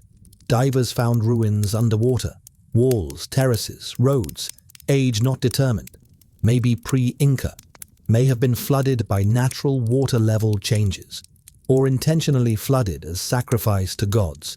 But the fact remains, something is hidden underwater, perhaps temples, perhaps an entire city. Research is difficult. Water is cold, murky, at altitude, hard to work. But discoveries continue. Petroglyphs in inaccessible places, on rocks in jungle, high on canyon walls, images of people, animals, geometric patterns. Who made them? Why? Unclear. Some drawings resemble Inca style, others don't. Perhaps these are more ancient cultures, or unknown. Amazonia keeps secrets. Archaeological frontiers. The Amazon is archaeology's final frontier. While Mediterranean and Middle Eastern sites have been studied for centuries, systematic Amazonian archaeology only began seriously in the 1980s. Vast areas remain unsurveyed. Budget constraints limit research. Excavating in jungle is expensive. Establishing camps, fighting disease, transporting equipment. Many sites are inaccessible, except by boat or helicopter. Academic funding can't support the scale of work needed. Political issues complicate matters. Some sites cross international borders, Peru/Brazil/Bolivia. Different countries have different research protocols and permissions. Indigenous land rights create legal complexity. Many sites lie within protected indigenous territories. Climate change may, paradoxically, help discovery. Droughts periodically lower water levels in rivers and lakes, exposing previously submerged structures. The 2015-2016 El Niño revealed structures in Lake Titicaca and Amazonian rivers. But climate change also threatens sites through deforestation, flooding, and erosion. Specific anomalies. The Lake Titicaca underwater structures discovered in 2000, sparked controversy. Some archaeologists claim they're pre-Inca, possibly Tiwanaku culture, which predated the Incas and built near the lake. Others suggest they're natural formations misinterpreted as artificial. The structures include terraces, stone pathways, and what appears to be a temple complex. Carbon dating of organic material found nearby suggests construction around 1000 to 1500 AD, during late Tiwanaku or early Inca periods. But without systematic excavation, identification remains uncertain. Petroglyphs throughout the Amazon show surprising consistency. Spiral patterns, geometric designs, human and animal figures. Some archaeologists propose these represent a shared symbolic language used across vast areas. Others see convergent evolution of symbolic expression. Some petroglyphs can only be viewed from the river during specific water levels, suggesting they were intended as navigational markers or seasonal ceremonial sites. This implies sophisticated understanding of hydrology and calendrics. Chapter 7. Modern Expeditions. The search continues. The 21st century. Paititi hasn't been found, but seekers don't give up. Italian archaeologist Mario Poglia conducted several expeditions to eastern Peru, claims to have found Paititi in the Magantoni River area. Ruins of cities, pyramids, roads, photographs, satellite images. But the scientific community is skeptical. Excavations, artifacts, evidence are needed. So far there's little. American researcher Gregory Diamenjian searched in Bolivia, in Llanos de Moxos, found large complexes.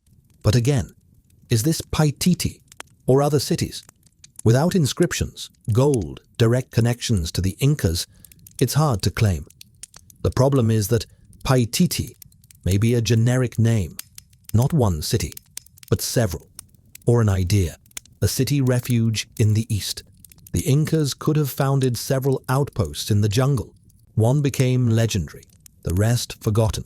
Or Paititi is Vilcabamba, the last capital, which the Spanish captured in 1572. Its ruins were found, Espiritu Pampa, eastern Peru jungle, excavated by American archaeologists in the 60s, 70s. Palaces, temples, houses, but not as impressive as expected. No gold, modest. Perhaps the Spanish looted it before leaving, or the Incas hid valuables before Spanish arrival in the surrounding jungle. Where? Unknown. The search continues. Technologies improve. Drones, LiDAR, geophysical methods. Every year they find something new. Perhaps soon Paititi will reveal its secrets. Or remain a myth forever. Recent claims and controversies. Mario Poglia's Vatican documents discovery in 2001 created excitement. The Jesuit account from 1597 described a large indigenous city called Paititi, with temples, streets, and a governing council. But the document lacks precise coordinates, describing location only as 10 days' journey from Cusco toward sunrise. Poglia organized expeditions to Magantoni National Park, identifying structures that might match the description. However, Peruvian authorities denied excavation permits, citing environmental protection and indigenous rights. Without systematic archaeology, Poglia's claims remain unverified. Satellite imagery continues revealing anomalies. In 2016, researchers identified geometric patterns in Bolivian jungle suggesting artificial structures. Ground verification found earthworks, but no definitive Inca connection. The challenge, distinguishing Inca sites from other cultures, remains. Commercial treasure hunters complicate matters. Several for-profit expeditions have sought Paititi, sometimes damaging sites or removing artifacts illegally. This has made Peruvian authorities cautious about permitting new searches. The most promising recent development: collaborative projects between archaeologists, indigenous communities, and governments. Some tribes are sharing oral traditions and geographical knowledge, guiding researchers to previously unknown sites. This ethical, collaborative approach may ultimately succeed where outside adventurers failed. Chapter 8. Paititi as Symbol, the Lost Utopia. Is Paititi physically real? Maybe yes, maybe no. But symbolically, it's very real. Paititi represents what we've lost, or think we've lost: harmony with nature, ancient wisdom, treasures not material but spiritual, knowledge that civilization forgot in pursuit of progress. The Incas were destroyed, their cities looted, their people enslaved or killed by disease, their culture crushed by colonialism. But the idea that somewhere a piece of this world survived, untouched, pure, gives hope. Paititi is the answer to greed. The Spanish came for gold, destroyed a civilization for metal. But Paititi's gold they didn't get. It's hidden, protected, inaccessible to the greedy. Only the worthy can find it.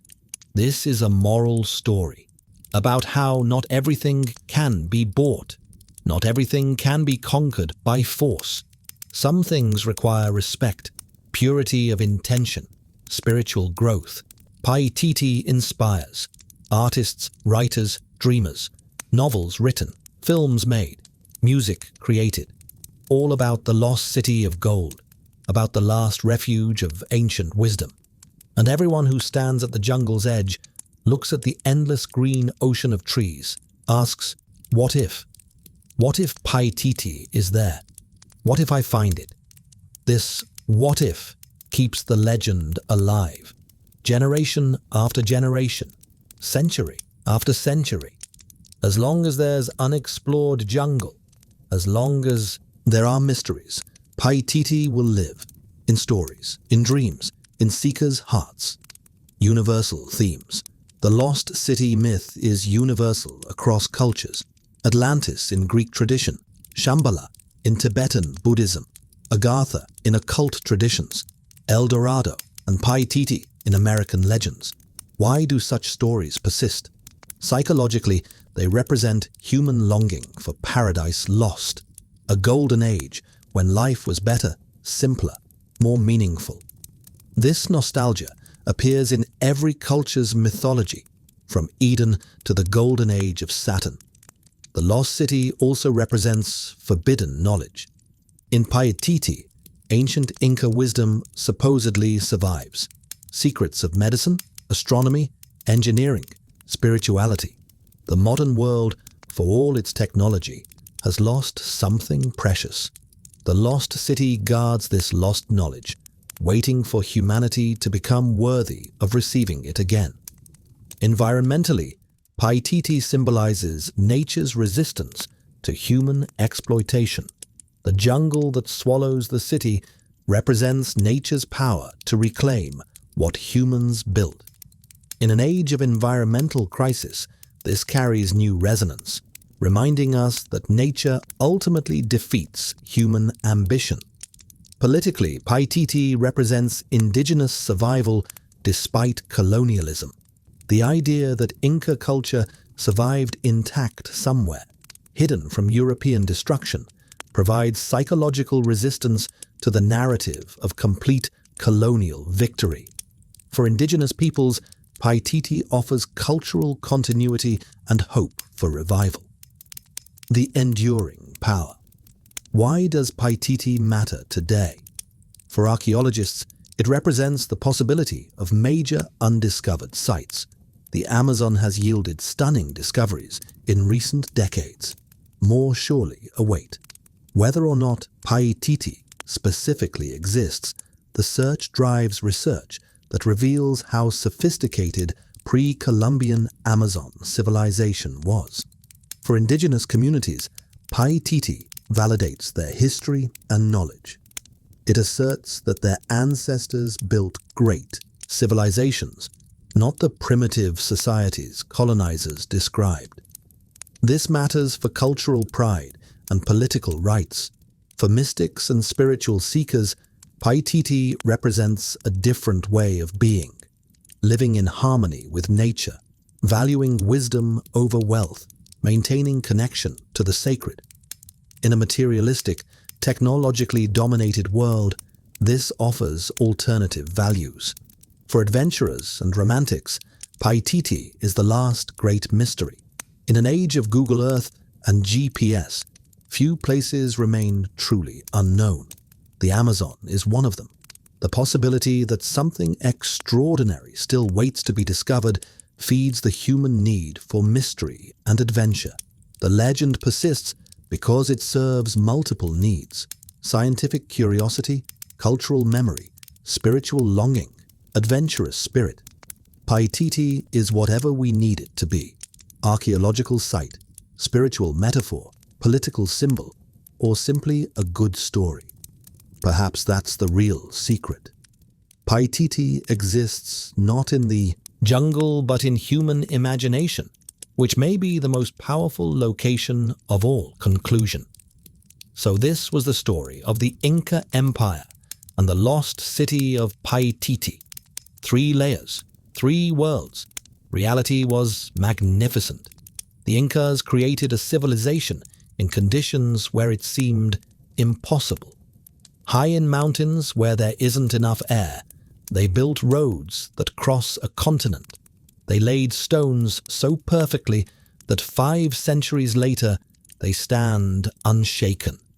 They organized a system where 10 million people worked like a single mechanism, without writing, without the wheel, but with efficiency modern states would envy. They worshipped the sun, considered gold sacred, not valuable, but symbolic of the divine. They were children of the sun, and they believed their empire would be eternal. But conquistadors came. 168 men against millions, greed against faith, steel against bronze, horses against feet, and diseases, invisible killers that wiped out 90% of the population. Atahualpa tried to buy freedom, filled a room with gold, received death. Caravans with gold turned back, went into jungle. The legend of El Dorado was born. Paititi became a symbol, the last refuge, the city the Spanish didn't find, the city guarding treasures and knowledge. Mythology enveloped Paititi. It became more than a city. It became an idea, a place of power, a portal, a utopia, protected by spirits, fog, curses, accessible only to the worthy, or to no one. Modern science finds traces. LiDAR reveals cities under jungle. Archaeologists excavate ruins, but Paititi isn't found. Gold isn't found. Perhaps it never was. Perhaps it's hidden so well it will remain a secret forever. Or perhaps Paititi isn't a place. It's a state of mind, the belief that somewhere a better world exists, that not everything is lost, that ancient wisdom didn't die but waits for those who are ready. The Incas are gone, their empire destroyed, but their legacy lives in Machu Picchu's stones, in the Quechua language, in Andean people's traditions, in potatoes they domesticated and which now feed the world, in legends of Paititi that inspire seekers. Perhaps the Incas were right about one thing. Gold isn't wealth. Wealth is knowledge, culture, connection with the land, respect for ancestors. This can't be bought, can't be conquered, can't be stolen. Paititi, symbol of this wealth, hidden, protected, waiting. And while we search for it, we remember. Not everything is measured in gold. Not everything is visible to the eye. Some treasures lie deeper, in history, in dreams, in the soul. The search for Paititi continues. Each generation brings new explorers, new theories, new technologies, Satellite imagery reveals shapes under jungle canopy that might be ancient structures. DNA analysis of uncontacted tribes might reveal Inca ancestry. Climate change, for all its devastation, lowers water levels and exposes long-submerged ruins. But perhaps the most important treasure isn't gold or ruins. It's the questions the search makes us ask. What did we lose when European diseases and conquest destroyed 90% of the Americas' population? What knowledge, what insights, what ways of being in the world vanished before they could be recorded? The Incas built an empire without money, where no one starved. They created infrastructure that still functions 500 years later. They domesticated plants that became global food staples. They organized society around reciprocity and collective responsibility rather than individual accumulation. These weren't primitive people waiting for European enlightenment. They were sophisticated engineers, administrators, agriculturalists, and astronomers who made different choices than European civilization, choices that, in some ways, proved more sustainable. When we search for Paititi, we're searching for evidence that these achievements, these alternative ways of organizing society, survived somewhere. We're searching for proof that colonialism didn't completely win. We're searching for knowledge we might desperately need as our own civilization faces environmental and social crises. The Amazon today stands at a crossroads. Deforestation, climate change, and development threaten the remaining jungle. With it may vanish both uncontacted tribes who carry ancient knowledge and archaeological sites that could revolutionize our understanding of pre-Columbian civilization. If Paititi exists, physically or metaphorically, the window to find it may be closing. The jungle that protected it for 500 years is disappearing. The indigenous peoples who remember the old stories are being absorbed into modern culture. The natural barriers that kept the city hidden are being bulldozed for agriculture and mining. Or perhaps this urgency is part of the legend's power. Every generation believes it's the last chance to find the lost city. This urgency motivates exploration, drives funding, focuses attention. Without it, the search might end. Good night. Thank you for being with us tonight at Midnight Sleep Chronicles. Come back. Many more stories ahead. Many mysteries. Many journeys through time and space. But for now, close your eyes. Breathe calmly. Let yourself dream of Andean mountains. Let yourself dream of Inca roads. Let yourself dream of a golden city in the jungle, wrapped in fog. Perhaps in sleep you'll find what daylight hides. Perhaps Paititi waits for you in your dreams. Until next time.